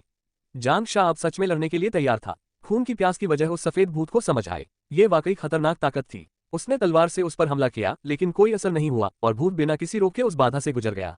अब उनके लिए पीछे हटने का वक्त था। उन्होंने पहले ही देख लिया था कि वो कितना ताकतवर है। जोंग शाह उलझन में था। वो ताकत तो काम करनी थी, लेकिन हुई नहीं। इसके अलावा उन्होंने दिखा भी दिया था। बिना कोई वजह बताए वह उठ खड़ा हुआ और चला गया। इसका मतलब क्या हो सकता है, वह सोचता है। इसी बीच जंगल के बीचों बीच दोनों बात कर रहे होते हैं कि राजा ने उन्हें जांग चो पर नजर रखने को कहा था, हालांकि शायद उतनी कड़ी नजर नहीं जितनी उनमें से एक ने सोची थी। खैर, उनके पास जांग चो का पीछा करने का एक बेहतर तरीका था। वो था सहायक बनना और गैम्स को इस तरह प्रोग्राम करना कि जांग चो उन्हें खुद ही खोजे। तो वे मिलकर 2 कंगन बन जाते हैं, एक काला और एक सफेद। उठाए गए प्रहारों से थका हुआ जांग शियाओ वे खुश थे कि वे चले गए थे। लेकिन अचानक सिस्टम ने पिंक किया, एक नई उपलब्धि के बारे में बताया और कहा कि उसे यिन यांग कंगन मिलने वाला है। समझ नहीं आ रहा था क्या हो रहा है, तभी दोनों कंगन उसके हाथों में आ गए और एक चेतावनी आई कि खिलाड़ी कंगन नहीं उतार सकता, वरना उसे सख्त सजा मिलेगी। उसे साफ पता था कि ये वही 2 लोग थे जिन्होंने अभी अभी उस पर हमला किया था। वो मूर्ख नहीं था, पर उसने ऐसा दिखावा किया कि उसे कुछ पता नहीं चला और सिस्टम का आभार माना इसके आशीर्वाद के लिए। शुरुआती गांव में वापस कुछ खिलाड़ी कल रात की बात लेकर शिकायत करने लगे। जो लोग लॉगिन नहीं हुए थे उनकी कोई प्रगति नहीं हुई, और जो ऑनलाइन थे उन्होंने रैंक 50 से सीधे टॉप 10 में छलांग लगा दी। आखिरी महीने के रिजल्ट तक सिर्फ 3 दिन बचे थे। उन भाग्यशाली खिलाड़ियों को देखकर कोई भी जलन रोक नहीं पाया। खिलाड़ियों के बीच बातें चल रही थी, तभी लांग यूनिंग फिर से ऑनलाइन आए। उसके पुराने टीममेट्स ने उसे कॉल करके लेवल अप होने की बधाई दी, लेकिन वही बदमाशों का झुंड उसके पास आने लगा। उसकी दोस्त उसके पास आए, उस रात क्या हुआ था ये जानने की इच्छा रखते हुए, और एक खिलाड़ी शिकायत करता है कि उन्हें उस ड्रैगन को हराने में काफी दिक्कत हुई।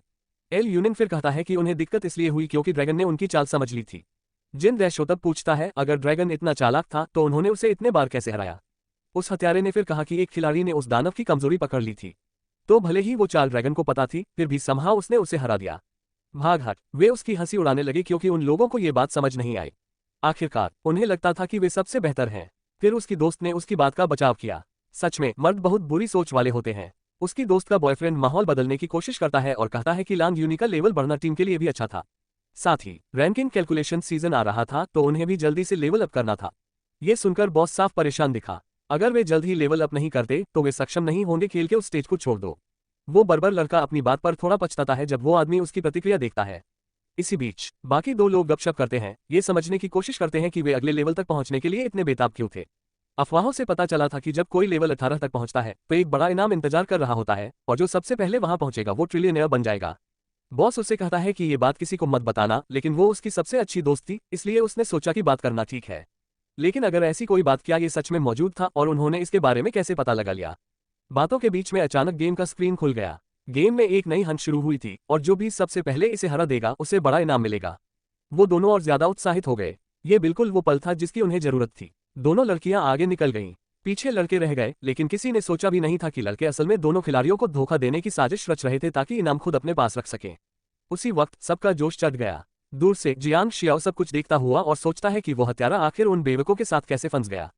खैर जो भी हो उसे शुक्रिया मानना चाहिए क्योंकि गेम के 18वें फ्लो के बारे में नई जानकारी बहुत दिलचस्प थी। सब कुछ लेकर वो काफी उत्साहित था और उसने सोचा कि अब ये सही मौका है उन कमीनों से निपटने का। इसी बीच कंगनों के अंदर देवता खिलाड़ी के फैसलों पर शिकायत करते हैं। आखिर अगर उसे बदला लेना था तो वो उल्टी दिशा में क्यों जा रहा था। अब मास्टर स्मिथ की दुकान पर उसे दुकान वाले ने स्वागत किया। सहायक कहता है कि वह नई कवच खरीदना चाहता है। सहायक फिर दुकान का स्टॉक खोलता है और उसे अभी सबसे ज्यादा बिकने वाले कवच दिखाता है, लेकिन वह शिकायत करता है कि उनमें से कोई भी उस गुणवत्ता का नहीं था जिसकी वह तलाश में था। दुकान वाला समझाता है कि आप शुरू में बेसिक कवच खरीद सकते हैं और बाद में सामग्री के हिसाब से उसे बेहतर बना सकते हैं। इतना कहकर वह मेज पर कई दुर्लभ चीजें रखता है और पूछता है कि क्या ये कवच को उसके मैक्सिमम स्तर तक लाने के लिए काफी होंगी। वह ये सब देखकर बहुत खुश हो जाती है। वे बहुत ही दुर्लभ आइटम थे। फिर जोन साओ लेता है, उसने अपनी तलवार अपग्रेड कराने का मौका भी मांग लिया। सब कुछ बर्तन के अंदर रख दिया गया और सामान पूरी तरह तैयार हो गया। पानी के तत्व वाला कवच अब उसे 10 सेकंड के लिए अजेय बना देता था और तलवार में तूफानी हमले के ऑप्शन के साथ साथ खिलाड़ी की गति भी 130% बढ़ गई थी। वह उसे थोड़ा और तारीफ करती है क्योंकि शुरुआती गांव में ऐसे आइटम मिलना काफी दुर्लभ होता है। वह उससे थोड़ा और इंतजार करने को कहती है और उसे एक जादुई वस्तु देती है जो उसके अपनी उपकरणों को अपग्रेड करने में मदद करेगी। भविष्य में जांग शिया विश्वास नहीं कर पा रहा था। ऐसा कीमती आइटम मुफ्त में मिलना एक जबरदस्त फायदा था। वो खुश होकर दुकान से निकलता है, लेकिन सच तो यह था कि वो पूरी तरह से राजा यम के जाल में फंस चुका था। थोड़ी देर बाद किटाता है और दुकान की मालकिन का धन्यवाद करता है, लेकिन वो आइटम राजा खुद ने बनाया था और गेम का हिस्सा भी नहीं था, इसलिए उस राक्षसी को थोड़ा उलझन हुई। फिर भी उन्हें राजा के फैसलों पर सवाल नहीं उठाना चाहिए था क्योंकि राजा के अपने प्लान्स थे। अपनी नई चीज से अभी भी हैरान था। खरीदने के बाद वह कंगनों को देखने लगा। उसे यकीन नहीं हुआ कि ये सिर्फ लग्जरी एक्सेसरीज हैं। इनमें कोई न कोई बटन जरूर था जिससे कोई पावर एक्टिवेट होती होगी, लेकिन गलती से उसने एक देवता वाला बटन दबा दिया और जवाब में उसके सिर पर बिजली गिर गई। जोंग शिया और भी ज्यादा उलझन में पड़ गया। उसकी 60% एचपी अचानक कम हो गई थी। नतीजे बहुत गंभीर थे। एक सिस्टम मैसेज आया कि कंगनों में खुद की समझदारी है और जरूरत पड़ने पर ये अपने आप एक्टिवेट हो जाते हैं। यानी खिलाड़ी फिक्र करने की जरूरत नहीं थी और वो लड़ाइयों का मजा ले सकता था, जो कि उसे पता था कि बिल्कुल झूठ था। शाओलू उसे देखती है और पास आ जाती है। ऐसा लग रहा था कि वो उसे काफी देर से ढूंढ रही थी और तभी मिली जब उसे उसका नोटिफिकेशन मिला। पिछली बार उसने उसका मैसेज नहीं पढ़ा था और लॉग इन करते ही लगभग मर ही जाती, इसलिए अब वो सारे मैसेज ध्यान से पढ़ती थी। मंग मू अभी तक लॉग इन नहीं हुआ था, लेकिन वे इंतजार नहीं कर सकते थे। उन्हें जाना था। वो पूछती है इतनी जल्दी क्यों, तो वो कहता है कि किसी को बचाना है। कई खिलाड़ी थे नए शिकार की तरफ भाग रहे थे। कुछ रास्ते में थक गए थे लेकिन रुक नहीं सकते थे वरना देर हो जाएगी। एक ग्रुप के जादूगर ने जमीन का जादू किया और वे एक बड़े कीचड़ वाले जानवर पर सवार होकर आगे बढ़ने लगे। वहीं बाकी लोग जंगल के जानवरों को काबू करने की कोशिश कर रहे थे ताकि उन्हें सवारी बना सके। वो जोड़ी थोड़ी निराश हो गई क्योंकि दूसरों ने कितनी क्रिएटिविटी दिखाई थी, लेकिन उम्मीद नहीं खोई। एक तेज हवा चली, लड़की की ड्रेस उड़ा दी और लड़के की बिगुड़ गई। जल्द ही आसमान में बदलाव आने लगा, अंधेरा छाने लगा और जब सब ऊपर देखने लगे तो उन्होंने एक बड़ा उड़ने वाला जीव देखा। उस कमाई का पैसा वाकई टूट गया था, लड़की ने कहा, उस जीव की कीमत और गति बताते हुए। इस बार शाओलू ने सच में ट्रांसपोर्टेशन में निवेश किया था। जांग शियाओ शुरू करो। नीचे खड़े खिलाड़ी उस राक्षस को उड़ते हुए देखकर अपनी बेसहाय हालत समझ गए। पहले से ही बड़े रेगिस्तान इलाके में उनकी उम्मीदों के उलट मौसम काफी बादल छाया और अंधेरा था। ट्रांसपोर्ट जीव ने अलविदा कहा और शाओलू ने पूछा कि वे कैसे हैं। लांग यूनिन को ढूंढने वाला था। आगे का नजारा देखकर उसने कहा, जल्दी करने की कोई जरूरत नहीं है, बस बैठो और इंतजार करो। उसने उसे लात मारी, उसकी असली मंशा समझते हुए, लेकिन वह जल्दी से बात बदल देता है। कहता है कि उस बदमाशों के गिरोह ने हत्यारे का इस्तेमाल नया शिकार का लक्ष्य खत्म करने के लिए करना चाहा था। तो जब तक शिकार का बॉस नहीं आता, वे थोड़ा आराम कर सकते हैं और इंतजार कर सकते हैं। शाओलू ने पूछा कि क्या उसे पता था कि दानव कहाँ प्रकट होगा, लेकिन चूंकि उसकी कलाई पर देवताओं की नजर थी, उसने कहा कि अभी तक उसे पता नहीं था। लड़की उस जवाब से नाराज हो गई। वो पहले तो बहुत उत्साहित थी, लेकिन सोचने पर अब तक वो हमेशा ही दानव की कमजोरियों और रणनीतियों को सुधारने में सही साबित हुआ था। उसके साथ रहना सच में एक सुरक्षा का एहसास देता था। उसने उसके मूड में बदलाव और उस वक्त उसके गालों की लालिमा को नोटिस किया। फिर भी उन्होंने लड़ाई शुरू होने से पहले थोड़ा आराम करने का फैसला किया, लेकिन जल्दी ही जांग शियाओ एक आवाज से जाग गया। जब वह उठा तो उसने महसूस किया कि वह शाओलू के पास एक अजीब सी हालत में सो रहा था। जैसा कि उम्मीद थी, वो उठते ही उसे जोर से लात मारती है। इसी बीच रेगिस्तान के बीचों बीच बॉस तैयार हो रहा था और धीरे धीरे अपनी जगह पर रेंग रहा था। जियांग शियाओ के हिसाब से वो राक्षस शायद तभी सतह के करीब आता होगा जब उसे खाना चाहिए होता है। उसने कहा कि वो मॉन्स्टर शायद लंबा और मोटा होगा। तुरंत ही जांग सियो के अंदर वाला स्कूल का बच्चा जाग जाता है और जब उसे पता चलता है कि उसने उसके चेहरे की मुस्कान देख ली है, तो वो झूठा अभिनय करने की कोशिश करता है। ऐसा लग रहा था कि बाकी खिलाड़ी पहले ही लड़ाई शुरू कर चुके थे। वो सोचता है कि उसे किसी तरीके से उस राक्षस का सिर बाहर निकलवाना होगा। उसने ये भी देखा कि ज्यादातर जादूगर लकड़ी के तत्व का इस्तेमाल कर रहे थे। ये मानकर कि कीड़ा मिट्टी के तत्व का होगा, लेकिन असल में वो कीड़ा सोने के तत्व का था और कोई भी ये नहीं जानता था। तो उससे बिना देवताओं को ये पता चले कि उसने किताबें पढ़ी हैं, उस पर हमला करने का तरीका ढूंढना था। मगर अचानक शाओलू वही बात कह देता है जो वो कीड़े के असली तत्व के बारे में सोच रहा था। उसे इससे बहुत खुशी होती है, लेकिन अफसोस कि उसका नतीजा ये निकला कि वो राक्षस पानी के तत्व का है, सोने का नहीं, जिससे जोंग शियाओ की सारी उम्मीदें तुरंत खत्म हो गईं। फिर वो अपने बैग में आग के तत्व की चीजें खोजने लगी। खैर, शियाओलू ने उसकी पहले की बातों पर ध्यान नहीं दिया था और सब कुछ उलझा दिया था। आग का पानी पर कोई असर नहीं होता, लेकिन सोने के खिलाफ काम करती है। अगर वो इस गलत सोच के साथ आगे बढ़ती तो शायद काम बन सकता था। फिर उसने अपने बैग से एक आग की तलवार निकाली। उसने उसकी गलत फैसलों के लिए धन्यवाद दिया। ऐसा हो ही नहीं सकता था। अच्छा हुआ। वैसे भी उसने कुछ और आग की ताबीज अलग कर लिए ताकि हमला मजबूत किया जा सके। इस बीच कंगन के अंदर दो देवता बहस कर रहे थे कि वे कितने बेवकूफ थे और उन्हें अभी कितना कुछ सहना होगा, क्योंकि सब कुछ ठीक से सेट हो गया था। लांग यूनिन के ग्रुप के आने का इंतजार करने के बजाय वह पहले उस राक्षस को निपटाएगा और फिर उसे बचाएगा। अपना हथियार तैयार करके वह खिलाड़ियों से रास्ता हटने को कहता है। उनमें से एक उसे रोकने की कोशिश करता है। कहता है कि आग का इस्तेमाल करने से धरती के खिलाफ राक्षस और मजबूत हो जाएगा, कमजोर करने की बजाय। फिर वो कुख्यात लाइन कहता है कि कीड़ा असल में पानी के तत्व का था। जैसे ही हमला राक्षस की कवच को भेदता है, सब लोग हैरान रह जाते हैं। ठीक उसके बाद कीड़ा आखिरकार छेद से बाहर निकलता है। जंगो उसका सामना करता है और राक्षस उस पर हमला करने की तैयारी करता है। दूसरी टीम घबराई हुई है, लेकिन अब जब उसका सिर बाहर आ चुका है तो और खिलाड़ी आकर हमला करने की कोशिश करेंगे। उसे ये सब होने से पहले खत्म करना था। ब्रेसलेट के अंदर काले देवता कहता है कि उसकी इस हालत में वो कीड़े के सामने मर जाता, और वो उसी हालात का फायदा उठाकर देख रहा था कि लोग उसकी मदद करेंगे या उसे मरने देंगे। जैसा कि उम्मीद थी, सफेद वाला बोला कि अगर वो वहीं मर गया तो उनके लिए अच्छा नहीं होगा। तो अब काम करने का वक्त था। जैसे ही कीड़ा हमला करता है, एक ढाल बन जाती है। उसके हाथ अपने आप हिल गए थे और यिन यांग की शक्ति एक्टिव हो गई थी। उस डिफेंस से ही मॉन्स्टर के एचपी में 1% की कमी आ गई थी। ये उम्मीद से ज्यादा मजबूत ताकत थी। फिर जांग शियाओ ने मौका देखकर राक्षस से भिड़ता है। कीड़ा जल्दी ही उसके चारों ओर लपेटने लगता है। मिडी, ये तो सही आइडिया नहीं था। शाओलू दूर से सब देख रहा था और फिक्रमंद हो गया। अब फंसे हुए कंगन फिर से चमकने लगे। देवता पूरी ताकत लगाते हैं कि वो बाढ़ को बनाए रखें, लेकिन अचानक उसके और राक्षस के बीच ऊर्जा की एक गेंद बनती है। उसके बाद कई आग के गोले कीड़े पर गिरते हैं। आखिरकार राक्षस का सामना सिर्फ जियांग शियाओ ही नहीं कर रहा था, शाओलू भी लड़ने के लिए तैयार था। इस बीच वह सोच रहा था कि कैसे भागा जाए। जाहिर है देवताओं को उसे जिंदा रखना था, लेकिन उसे मजबूत होने में मदद नहीं करनी थी। इसी दौरान दूसरी खोई हुई लड़की कीड़े के आसपास लगातार हमला कर रही थी। थोड़ी ही देर में लांग यूनिन का ग्रुप वहां पहुंच जाता है। वह और सेओ आंखें मिलाते हैं। अभी जो ग्रुप आया था वे लगातार हमला कर रहे हैं, लेकिन जल्दी ही दानव का धैर्य खत्म हो जाता है और वह पलटवार करता है। नेता दो लड़कियों की शिकायत करता है कि वे बेकार हैं और वे जवाब देती हैं कि वे आगे और मदद करेगी। सब लोग उस दानव के एचपी की मात्रा देखकर हैरान रह जाते हैं। सिर्फ एक ही अटैक में कई खिलाड़ी हार गए। वहीं राक्षस की हेल्थ बार अभी भी लगभग भरपूर थी, लेकिन उन्हें लगातार हमला करते रहना था। जो भी आखिरी बार मारेगा वही विजेता होगा, लेकिन ये इतना आसान नहीं था। उसने एक एरिया अटैक किया और कई खिलाड़ी लगभग खत्म हो गए, लेकिन जब वो खिलाड़ियों पर हमला करने चला तभी जांग शियाओ उसकी पकड़ से छूट गया। अचानक उस पर एक फायर अटैक हुआ जिससे उसकी एचपी का बड़ा हिस्सा कट गया। लगता है कि एक नया खिलाड़ी समूह आ गया था। टीम में एक हर तत्व से एक खिलाड़ी, 5 में से टॉप 5 खिलाड़ी रैंकिंग में शामिल हो गए थे। अब तक किसी को पता ही नहीं था कि वे एक ग्रुप थे। आग वाली सुनहरी लड़की सबसे ऊपर लग रही थी और उसका गेम में निकनेम था मुझे पालक खाना पसंद नहीं। वह मंत्र बोलती है और मॉन्स्टर पर एक और हमला करती है, लेकिन गलती से वम पर मौजूद दूसरे खिलाड़ियों को भी मार देती है। आसपास के लोग शिकायत करने लगते हैं, लेकिन उनकी ताकत के सामने बाकी लोग कुछ भी नहीं थे। गुस्सा एक खिलाड़ी को घेर लेता है, लेकिन तभी आखिर में वो कुछ नहीं कर सकता था। शाओलू अपनी जोड़ीदार के पीछे दौड़ा और उसी वक्त लांग यूनिंग भी उस दानव पर चढ़ गया। लड़की जल्दी से अपनी टीम की तरफ मुड़ी और अपने दोस्त को बचाने में मदद मांगी। लेकिन ठीक उसी पल वही लोग जिसका वो इंतजार कर रहे थे उसके पीछे छुरा घोंपने और उसे गेम से बाहर करने की साजिश रच रहे थे। उसे यकीन नहीं हुआ कि उसने उसका साथ छोड़ा, और तभी सिस्टम ने ऐलान किया कि अब उसके सारे सामान उसी के हो गए हैं। भले ही वे उससे मजाक करना चाहते थे, स्थिति ऐसी थी कि सीधे मुद्दे पर आ जाना बेहतर था।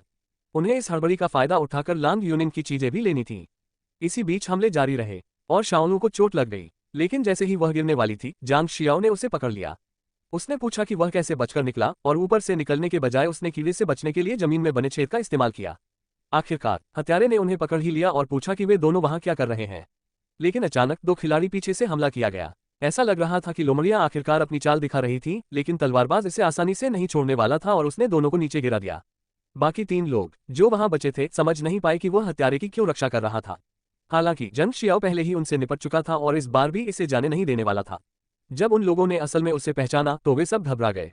किसी ने भी नहीं सोचा था कि ऐसा लड़का इतनी जल्दी लेवल 17 तक पहुंच जाएगा। फिर उसने पूरे ग्रुप को हराया और ये साबित कर दिया। उनके सारे सामान अपनी जान बख्शने की भीख मांगते हुए उन्होंने दया की गुहार लगाई, लेकिन लांग यूनिंग के मन में कुछ और ही था। आखिरकार उसकी दोस्त एनी गायब हो गई थी। उन्होंने बताया कि उन्होंने उसे जबरदस्ती गेम से बाहर निकाला और उसके सामान ले लिए। वैसे भी ऐसे कचरे को इतनी आसानी से बचने का हक नहीं था, लेकिन उस वक्त उन्हें तोड़फोड़ कर बाहर निकालने से बेहतर था कि वे टूटे फूटे रह जाएं। लेकिन जैसे सब कुछ वापस लौटता है, वो कीड़ा आखिरकार उन्हीं पर भड़क गया। उन्हें गेम के टॉप 5 खिलाड़ियों की उम्मीद नहीं थी आने और उस राक्षस को हराने के लिए। इस तरह वे इनाम के लिए मुकाबला नहीं कर पाते, लेकिन ऐसा जरूरी नहीं था। वो टीम बहुत ही बढ़िया तरीके से साथ काम कर रही थी। जब कुछ लोग हमला कर रहे थे तो बाकी लोग कवर दे रहे थे, और इसी वजह से वे लगातार राक्षस को नुकसान पहुंचा रहे थे। बॉस के एचपी बार को गिरते देख बाकी खिलाड़ी किल चोरी करने की सोचने लगे, लेकिन कोई पहले ही उस पर नजर रखे हुए था। फिर भी शाओलू और लांग यूनिंग उसके करीब आ गए और ध्यान भटकाने का फायदा उठाते हुए जोंग शियाओ उस दानव के पास से चुपके से निकल गया। लेकिन लड़कियां उसकी वार से ही लग जाती हैं। आई ने देखा कि कोई चुपके से निकल गया है और उसे खत्म करने के लिए तैयार हो गई। जोंग शियाओ पर तीरों की बारिश कर दी। वो कुछ तीरें बचा तो लेता है, लेकिन एक तीर से चौंक जाता है और उसकी हेल्थ थोड़ी कम हो जाती है। वे सब हैरान हैं कि सिर्फ एक वार से उसकी हेल्थ 20% तक गिर गई, और इतनी दूर से वे उसकी मदद भी नहीं कर पाए। आई थोड़ी उलझन में है कि उसने सिर्फ एक तीर क्यों मारा, लेकिन ज्यादा तीर चलाने से पहले उसके पैरों के पास छोटे गोले लग जाते हैं। मांगमो अभी अभी आया था और पूरी तरह तैयार था। जोंग शियाओ इस टाइमिंग से बेहद खुश था। नीले बालों वाले गाइड ने फिर दोनों लड़कियों को उस बच्चे पर हमला करने का आदेश दिया, मॉन्स्टर पर नहीं। और ऐसे ही सब नए दुश्मन के खिलाफ हो गए। वो उनकी सभी हमलों से टकराया, जिससे मांगमू को चिंता होने लगी। लेकिन नुकसान उठाने से पहले उसने अपनी नई बख्तर और तलवार की ताकत एक्टिव की। किसी ने नहीं सोचा था कि उसके पास एक इनविंसिबिलिटी मोड होगा। खिलाड़ी उसकी मंशा समझ गया और उसे रोकने की कोशिश करने लगा। अपनी तरफ फेंकते हुए तलवार की तरफ कीड़ा बढ़ रहा था, लेकिन उससे पहले कि तलवार मॉन्स्टर को लगे, जांग शियाओ ने एक्सटर्मिनेशन मोड एक्टिव किया और कीड़े पर वार कर दिया। खिलाड़ी हैरानी में बोला, उसने टॉप 5 में से बॉस चुरा लिया। वह जमीन पर गिर पड़ा। बहुत करीब था। वो जानवर खत्म करने में लगभग फेल हो गया था। सिस्टम का बधाई संदेश आया। उसे एक ऐसा ताबीज मिला जो साथियों के अटैक पावर को बढ़ाता था। एक तलवार मिली जो दुश्मन को 15 सेकंड के लिए लकवा मार सकती थी, और उससे भी बढ़कर उसकी लेवल 17 से बढ़कर 19 हो गई थी। उसके साथियों की भी प्रगति हुई। उन सबकी खुशी के 3 स्तर थे, लेकिन राक्षसों के उलट दूसरी टीम अभी तक गायब नहीं हुई थी। वो राक्षस उनके पास आने लगा, लेकिन स्पिनच ने उसे जल्दी ही रोक दिया। अगर उसने कुछ भी करने की कोशिश की तो अभी वो दुश्मन का सामना नहीं कर पाता।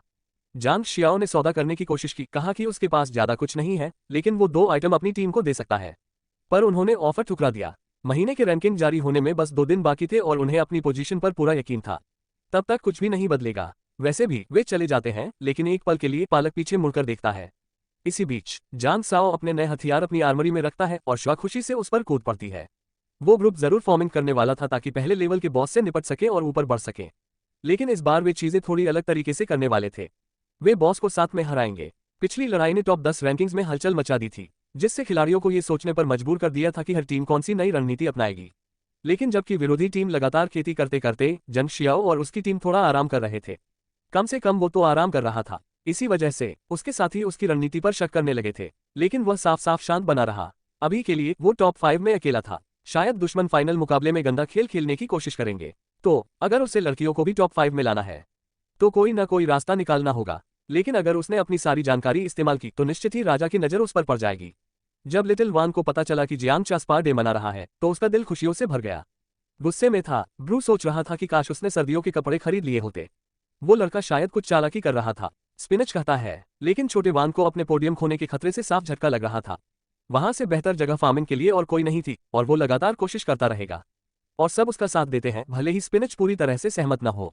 इसी बीच होटल में एक छोटी सी लोमड़ी अंदर आई। जोंग शियाओ तुरंत खड़े हो गए। यही उनका सबसे तेज तरीका था लेवल बढ़ाने का। लड़कियां थोड़ी कंफ्यूज थीं, लेकिन ऐसा लग रहा था कि जानवर कोई क्वेस्ट एनपीसी था।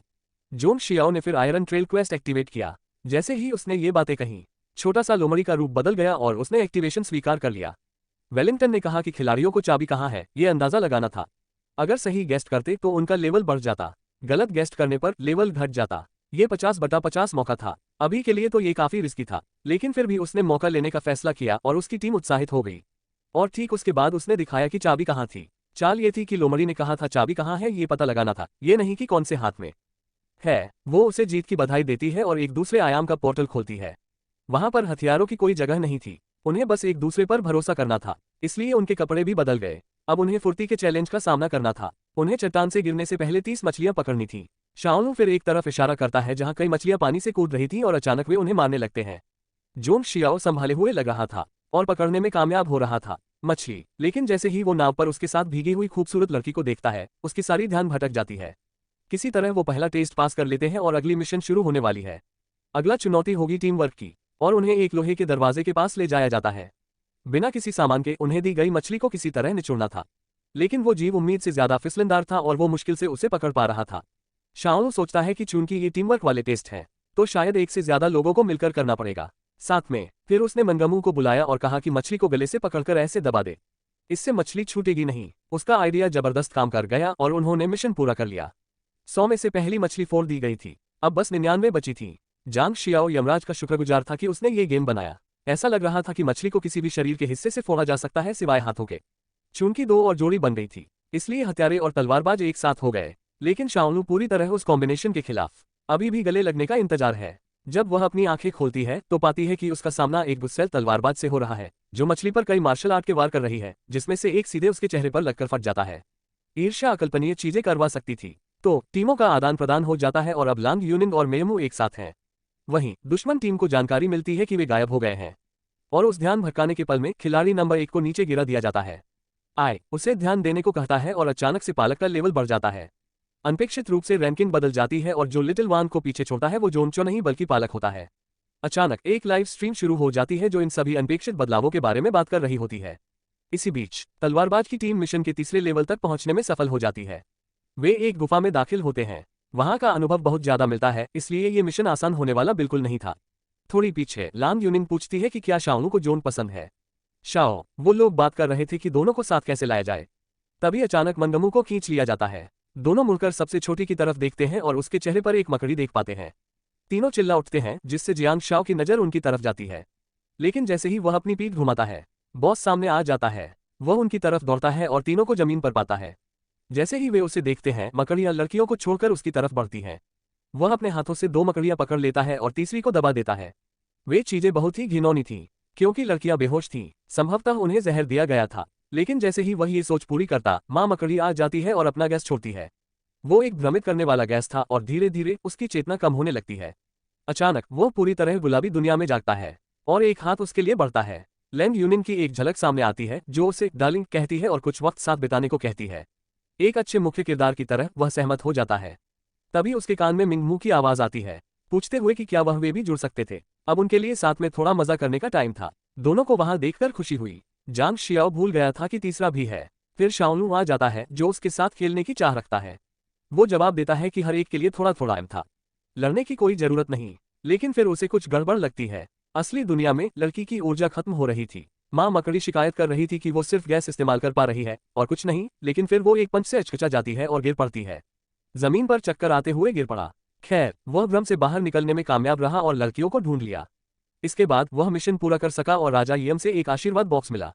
नोट्स में सिर्फ लिखा था कि उसे अनुभव मिलेगा, उसे इनाम का बॉक्स मिलेगा। इसकी उम्मीद नहीं थी। फिर वह लड़कियों को जगाने गया और जैसे ही उन्होंने उसे जगाया, उसे थोड़ा पछतावा हुआ। शोलू ने माफी मांगी कि उसने उसे मारा और लांग यूनिंग ने मकड़ी राक्षस के बारे में पूछा।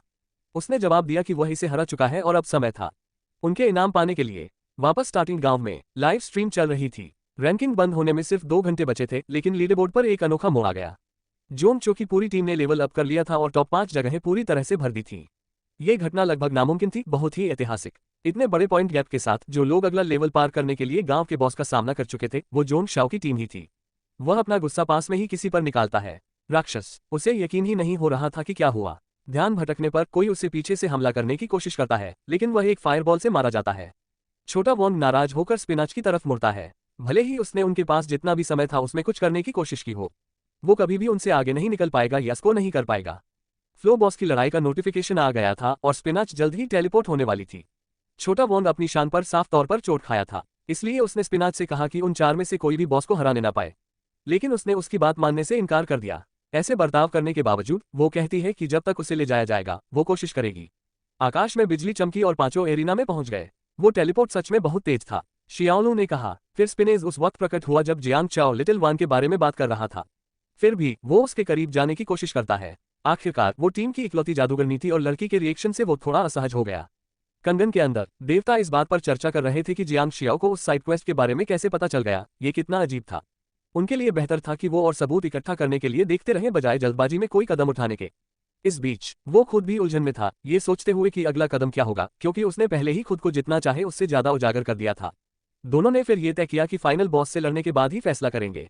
जब मॉन्स्टर कुछ म्यूजिक का आनंद ले रहा था, तभी एक नौकर आया और खिलाड़ियों के आने की खबर दी। जाहिर तौर पर वो एक घमंडी राक्षस था, क्योंकि वो इस मौके पर अच्छा दिखना चाहता था। लेकिन बिना जाने उसकी जगह नौकर के साथ ही जनरल आ गया, जिससे टावा का राक्षस पूरी तरह से दंग रह गया। बाहर अचानक चीख सुनकर सब घबरा गए, लेकिन स्पिनच ने पूरी तरह उसे नजरअंदाज कर दिया और टावा के बारे में थोड़ा समझाना शुरू किया। अगले लेवल पर पहुंचने के 2 तरीके थे, या तो रैंकिंग में टॉप 5 में आ जाओ, या फिर टावर के 9 लेवल्स को एक एक करके चढ़ते जाओ जब तक सबसे ऊपर ना पहुंच जाओ। नीचे के फ्लो पर मॉन्स्टर आसानी से हराए जा सकते थे, लेकिन जैसे जैसे ऊपर चढ़ते मुश्किल बढ़ती जाती थी। पहले लेवल में खेल के शुरू के हफ्तों में मुश्किल बहुत कम थी, लेकिन जैसे जैसे ये लोकप्रिय हुआ उस लेवल को पार करने वाले खिलाड़ियों की संख्या तेजी से घट गई, जिसका मतलब था कि कम और कम खिलाड़ी आगे बढ़ पा रहे थे। अब उन्हें समझ आ गया था कि लोग सीधे बॉस से लड़ने के लिए टॉप 5 में क्यों इतने पागलपन से पहुंचना चाहते थे, लेकिन असल में ये राजा की चाल थी ताकि लोग ज्यादा खेले और वह ज्यादा मनासी ले सके। इसी बीच टावर के अंदर पूर्वी जनरल भी आ चुका था। उसने पूछा टावर की स्थिति के बारे में और वो राक्षस बोला कि सब कुछ योजना के मुताबिक चल रहा है। टावर का लेवल बढ़ गया है और 5 महीने के खिलाड़ी अभी अभी आए हैं। ये सुनते ही जनरल ने आदेश दिया, किसी को भी अंदर नहीं जाने देना है। मकसद था टॉप 5 खिलाड़ियों को खत्म करके बाकी खिलाड़ियों को अस्थिर करना। चूंकि राजा यम उससे सहयोग करने को तैयार नहीं थे, इसलिए उसने दिखा देना था कि वह क्या कर सकता है। राक्षस ने अपने सम्राट के सामने सिर झुकाया और उसे उत्साहित करने के लिए एक ऐसा बफ दिया जो मदद करेगा। लड़ाई टावर के बाहर खिलाड़ी पहले ही इंतजार से थकने लगे थे, लेकिन जैसे ही वे शिकायत करने लगे, दानव सामने आ गया। लड़कियों को उम्मीद थी कि एनपीसी थोड़ा हैंडसम होगा, पर वो बहुत फटा पतला दिख रहा था। बिना सोचे समझे मांग म्यू ने हमला कर दिया। जब उसका एचपी नहीं घटा तो दानव ने घमंड में कहा कि वो बहुत रुखी है। उसने तो लड़ाई भी सही से शुरू नहीं की थी। उसी वक्त वो चौंक गई। ये तो आसानी से हराया जाने वाला बॉस था। स्पिनच भी परेशान था। गेम के हिसाब से उसको तो उस बेसिक अटैक से एचपी कम हो जानी चाहिए थी। कुछ तो बदल गया था। उसने हवा में किस किया और दूर से मंगमू को मारा। ऐसा लग रहा था कि बॉस के पास लंबी दूरी की कररोसिव पावर थी। जेन शाओ ने फटाफट झपट्टा मारा। उन्हें उस दानव के थूक से सावधान रहना था। जैसे ही उसने हमला किया, दुश्मन बच निकला। शाओलू और लांग यूनिंग तुरंत उसके पीछे आ गए, लेकिन उसने उनके सभी अटैक भी चकमा दे दिया। वो राक्षस साफ दिख रहा था कि उसने जो बफ पाया है उसका मजा ले रहा है, और अनजाने में वे बहुत कम समय में काफी एचपी खो रहे थे। वो दोनों जमीन पर गिरने ही वाले थे कि जांग शियाओ ने उससे रोक दिया। अगर वो उन्हें खत्म करना चाहता था तो पहले उसे उससे निपटना पड़ेगा। स्पिनच अभी सब कुछ देख रहा था और उसने नोटिस किया कि वो खिलाड़ी लिटिल डब्ल्यू से कितना अलग था। शैतान फिर से हमला करने वाला था, लेकिन उससे पहले उसे एक फायरबॉल लग गया। वो हवा में उड़ गया और अब मिंगमू नई हथियार के साथ वापस लड़ाई में आ चुका था, जिसमें 50% चांस था कि क्रिटिकल हिट लगे। उसी वार से आखिरकार वे उन्हें कम करने में सफल हो गए। दुश्मन के कुछ एचपी कम हो गए। मौके का फायदा उठाते हुए उसने लगातार हमला चालू कर दिया। जांग शियाओ ने अपने साथी की बढ़िया काम की तारीफ की। स्पिनच सब कुछ ध्यान से देख रही थी, उनकी लड़ाई के अंदाज को समझने की कोशिश कर रही थी। सौभाग्य से मंगमू ने राक्षस को कोने में फंसा रखा था, इसलिए हमला करने का ये बिल्कुल सही मौका था। अगर स्पिनच जल्दी नहीं हिली तो वो राक्षस को खत्म नहीं कर पाती और अपनी टीम के लिए पॉइंट नहीं ला पाती। हमला जारी रहते हुए जांग शियाओ गिर पड़ा। उसका पैर अब बर्फ में फंस गया था। क्रिस्टल, वो पूरी तरह उदास था क्योंकि उसे लग रहा था कि वो मदद करने की बजाय रास्ते में आ रहा है। ये देख के दानव खुश हो गया, सोचने लगा कि वो सबसे बढ़िया है। पहले कभी किसी ने उसकी ऐसी मदद नहीं की थी। पालक तैयार हो गया और जांग शियाओ ने सोलुओ से कहा कि वो पालक पर नजर रखे। मांगू का टेंशन और बढ़ गया। वे अभी अभी एक बड़ा मौका चूक गए थे बॉस को खत्म करने का। इसके अलावा वो उस हथियार की बफ पर एक ढेर सारा पैसा खर्च कर रही थी। जोलू ने स्पिनिफर पर हमला करने की कोशिश की, लेकिन वो हमेशा उसकी पहुंच से बाहर रहती थी। जो कुछ हो रहा था उसे समझते हुए खिलाड़ी के दिमाग में था कि वो दुश्मन को जल्दी से मारकर लकवा मार दे, लेकिन उसकी रफ्तार काफी नहीं थी। पर पीछे से किसी ने राक्षस को वार करने में कामयाबी पाए। वह एक पल के लिए हक्का बक्का रह गया। एल यूनिन ने अपनी छुपने की खासियत चालू कर ली थी। दानव घबराया और जैसे एक हत्यारे से उम्मीद की जाती है, यूनिन ने उसे कई बार मार डाला। अचानक एस्पिनाफर भी शामिल हो गया और बिजली की तड़तड़ाहट से राक्षस पर वार किया, लेकिन वो वार लांग यूनिन को भी लग गया जो उसके पास था। सब काफी उससे परेशान हो गया था। अगर मदद नहीं करोगी तो कम से कम रास्ता मत रुको। उस हत्यारे में तो ठीक था, लेकिन अफसोस उसकी ताकत बंद थी। इसी वजह से बॉस को थोड़ी सांस लेने का मौका मिल गया, जिससे उसने एक और बफ एक्टिवेट कर लिया। वह सम्राट के इस तोहफे से बहुत खुश था। उसका दिल तेजी से धड़कने लगा और सम्राट ने जो कैंडी दी थी उसकी वजह से वह 3 लेवल ऊपर चढ़ गया। जांग शाओ इस बात से पूरी तरह हैरान रह गया। उसे पता ही नहीं था कि राक्षस ऐसा कर सकते हैं, ऐसा कुछ खींच लेता है। अब बदल गया, वो लांग यूनिन के पीछे पड़ता है। जब वो उस पर हमला करता है तो जांग सियो उसकी रक्षा करती है और तलवार की लकवा मारने वाली शक्ति को सक्रिय करने की कोशिश करती है, लेकिन लगता है कि वो काफी नहीं था। ताकत का फर्क बहुत ज्यादा था। अब लड़कियां उनकी चिंता करने लगती हैं। वो हत्यारे को कॉलर पकड़कर फेंक देता है और जांग सियो को भी दूसरे दो के पास। मानगू और शियाओलू उन्हें पकड़ लेते हैं। दानव अपनी नई ताकत से खुश है और उन्हें खत्म करने के बजाय वहीं उनकी ऊर्जा चूसने की कोशिश करता है। उस पल एस्पिनेफर को एहसास हुआ कि जो उसने कहा था वो एक एनपीसी के लिए आम बात नहीं थी, कुछ तो गड़बड़ था। ध्यान भटकते ही वो राक्षस की मौत जैसी पकड़ में फंस गई और उसकी तरफ खींची गई। उसने अपनी आंखें बंद कर ली, हमला झेलने की सोचकर, लेकिन राक्षस हैरान था। उसकी जगह जांग शियाओ सामने आ गया था। लड़ाई काफी जोरदार थी। अपग्रेड की वजह से दानव की खाल मजबूत हो गई थी। उन्हें जादू की जरूरत थी, लेकिन वे इस काम के लिए स्पिनोफर पर भरोसा नहीं कर सकते थे। इसलिए शाओलू सोचने लगा। जरूरत की चीजें खरीदने की बात थी, लेकिन वे गैर जिम्मेदार नहीं हो सकते थे। अगर वह अभी चली गई तो बड़ी परेशानी हो जाती। बॉस ने जियांग शियाओ को एस्पिनेफर के ऊपर फेंक दिया। उसी समय शाओलू ने अपनी स्किल एक्टिवेट करनी शुरू की। उसे कई बार उसने बचाया था और अब वो एहसान वापस चुकाना चाहती थी।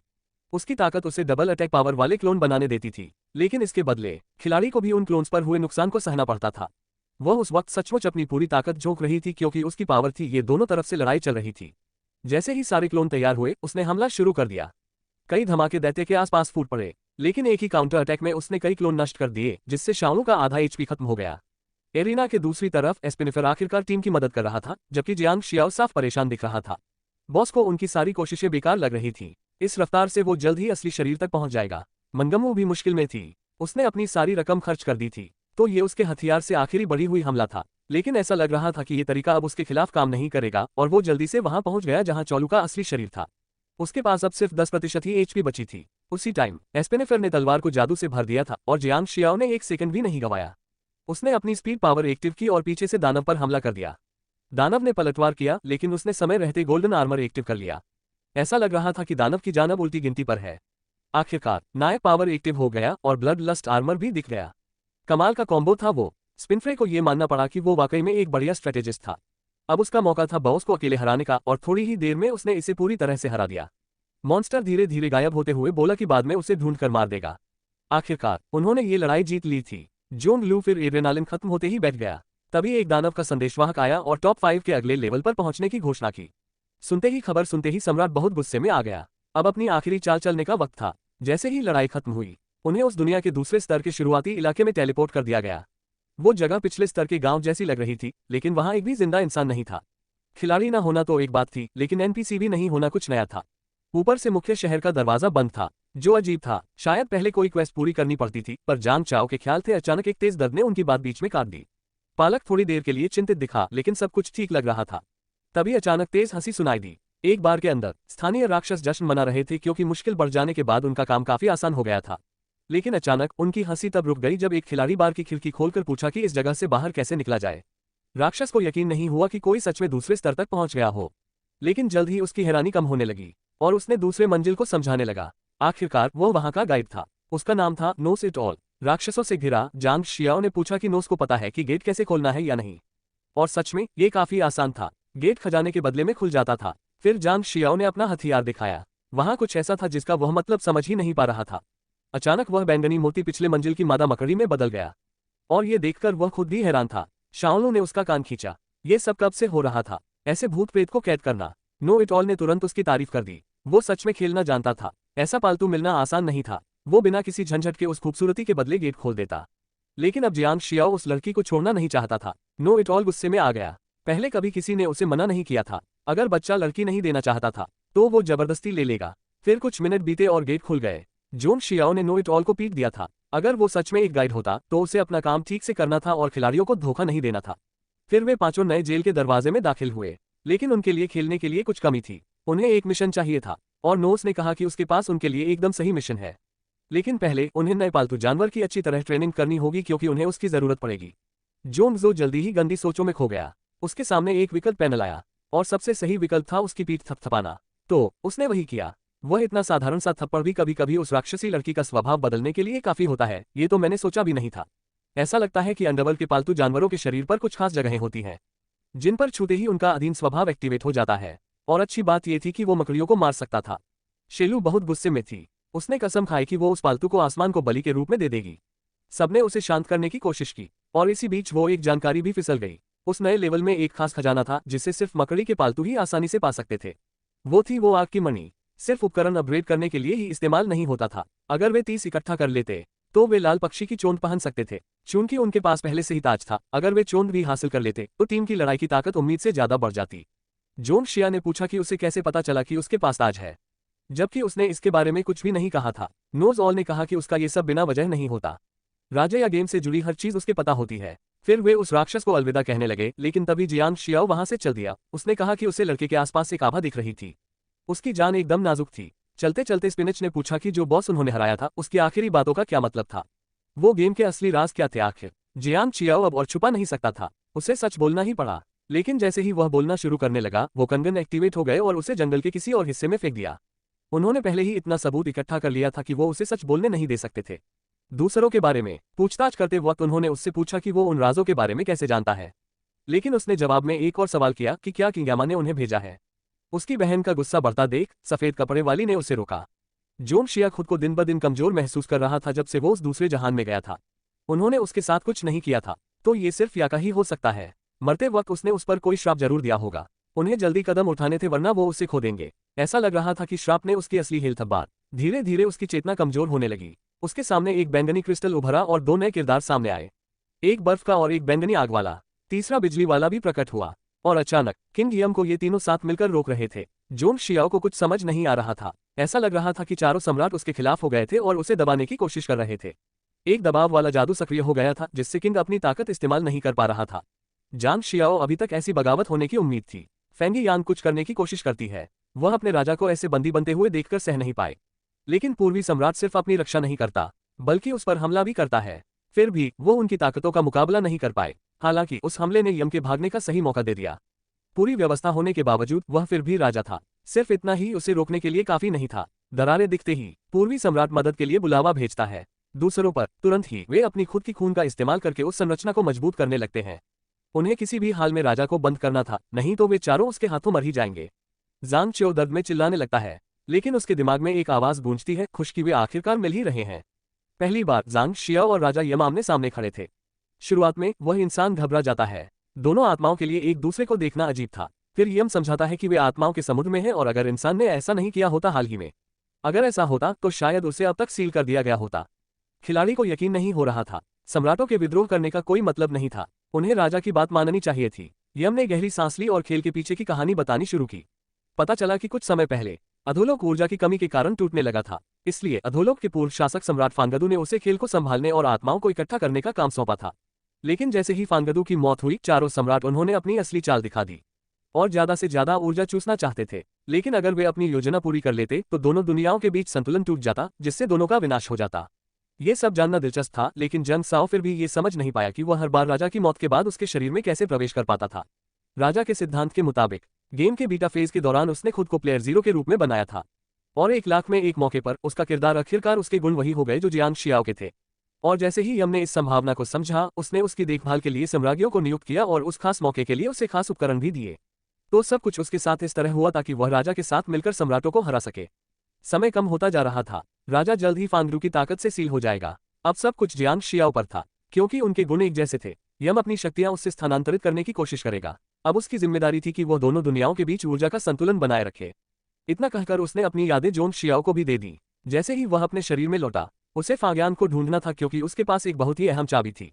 उसे ये खेल जितनी जल्दी हो सके खत्म करना था। घेरे के अंदर अधोलोक के देवता की मूर्त सक्रिय हो गई।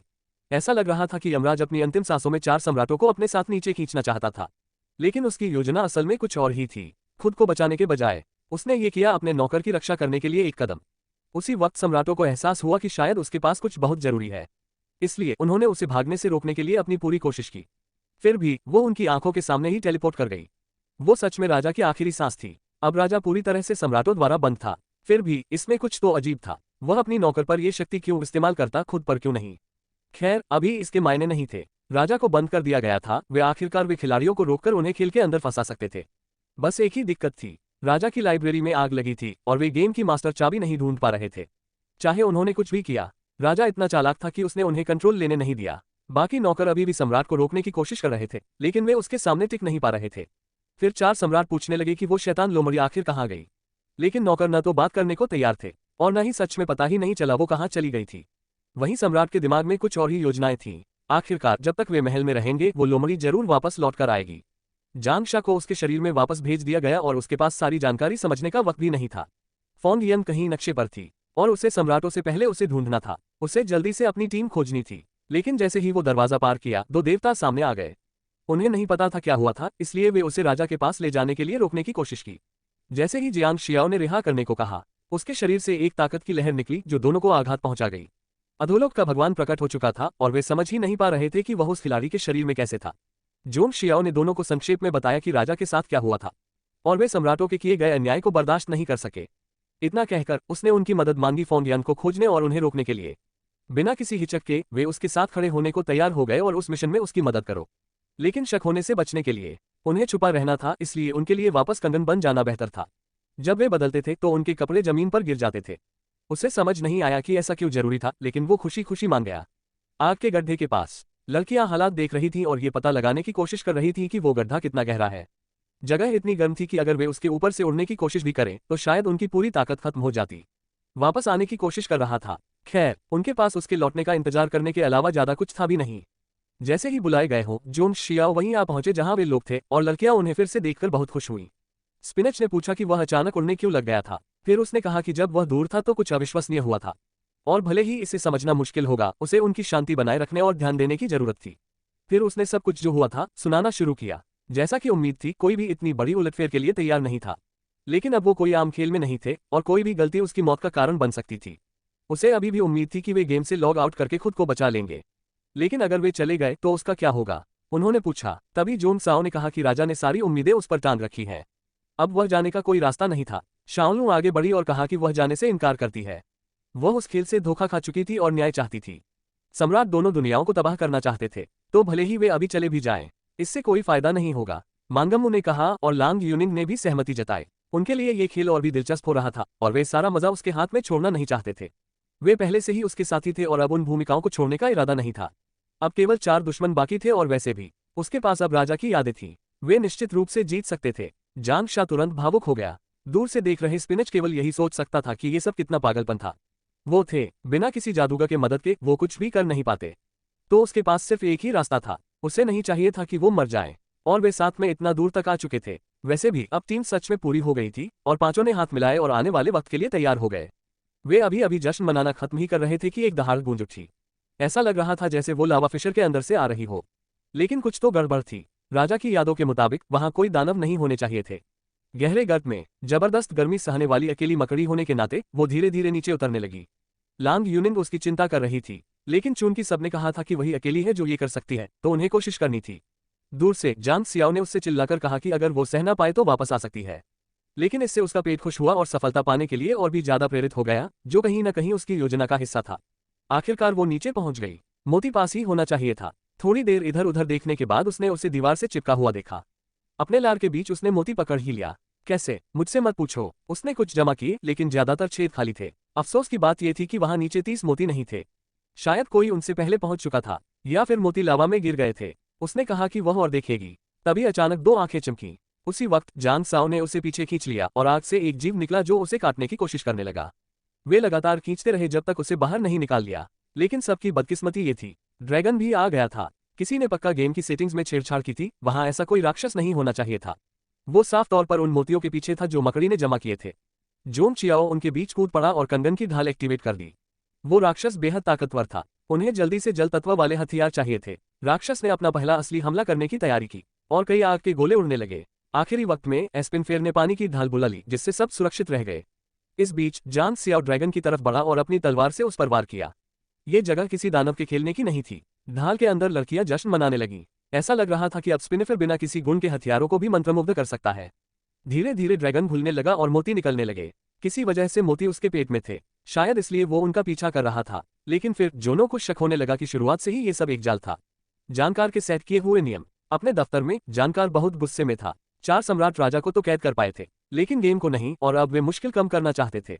ये बड़ी समस्या थी। काम की मात्रा फिर से बढ़ने वाली थी। ऊपर से लावा ड्रैगन को हरा दिया गया था और वे 5 खिलाड़ी उसके पीछे आ रहे थे, उसके सेवक ने बताया। उसी वक्त जानकार ठिठक गया। गांव में वापस वे अभी भी जंगल में लगातार लड़ रहे थे। जब वे पहले गुजरे थे तब वहां ऐसा कुछ नहीं था। बहुत सारे भूत थे, लेकिन अब वह जगह पूरी तरह से भर गई थी। लगता है जियांग शियाओ सही था। जानकार लोग उस स्तर पर कुछ चीजें बदल सकते थे और शायद उन्होंने भूत को उनके रास्ते में रोकने भेजा था। वापस जाना खतरनाक होगा क्या? एस्पेनेफर पूछता है। लेकिन किसी ऐसे शख्स का होना जो उस जेल को अंदर बाहर जानता हो, बिल्कुल वही था जो उन्हें फोंगियन को खोजने के लिए चाहिए था। वे जानकार लोगों को ऐसे भागने नहीं दे सकते थे। इसी बीच चट्टानों के जंगल में छोटी लोमड़ी घायल हालत में दीवारों के सहारे रेंग रही थी। उसे किसी भी हालत में राजा के खजाने की रक्षा करनी थी। लेकिन क्या यहाँ कोई दुर्लभ राक्षस हो सकते हैं? वह खुद को चिंता करने से रोक नहीं पाए। अचानक उसने पास में 2 खिलाड़ियों की आवाजें सुनी। अभी वह उन्हें हरा ही नहीं सकती थी। अगर वह फेल हो गई और ये खबर फैल गई तो उसकी बहुत बुरी हालत हो जाएगी। उसे छुपे रहने का कोई रास्ता निकालना था। अचानक एक मिशन स्क्रीन सामने आ गई। 4 सम्राटों ने जांगशा के ग्रुप पर इनाम रखा था और उन्हें पकड़ना नहीं बल्कि खत्म करना था। खिलाड़ियों का शिकार करना कुछ नया था। चीजें दिलचस्प होने लगी थीं। खिलाड़ियों में जोश भर गया और उन्होंने शुरुआती गांव लौटने का मन बना लिया। फाग्यांग तो जैसे किसी ने बचा लिया हो, कम से कम अब उसे ठीक होने का मौका मिलेगा। इसी बीच शुरुआती गांव में कई खिलाड़ी इकट्ठा हो रहे थे। नोएल को पूरा यकीन था कि उसकी योजना काम करेगी, लेकिन ऐसा लग रहा था कि उसके जासूस किसी न किसी वजह से जियांग शियाओ के समूह का पता खो बैठे थे। वो जल्दी से घमंड करने लगा, सोचते हुए कि वो गिरोह डर के मारे भाग गया होगा। लेकिन अचानक आसमान में कुछ चमकने लगा। उनका समूह कहीं गायब नहीं हुआ था। उन्होंने बस एक अलग रास्ता अपनाया था। गोली की बारिश शुरू हो गई और सब घबरा गए। लेकिन उस ग्रुप के उतरने से पहले ही उसने देसिया का एक छुपा रास्ता खोल दिया। फिर भी उस कोशिश के बावजूद वो बच नहीं पाएगा। हमारी वीडियो यहीं खत्म होती है। अगर आपको पसंद आए हो तो लाइक करें और चैनल को सब्सक्राइब करना न भूलें। अगली बार तक बाय बाय।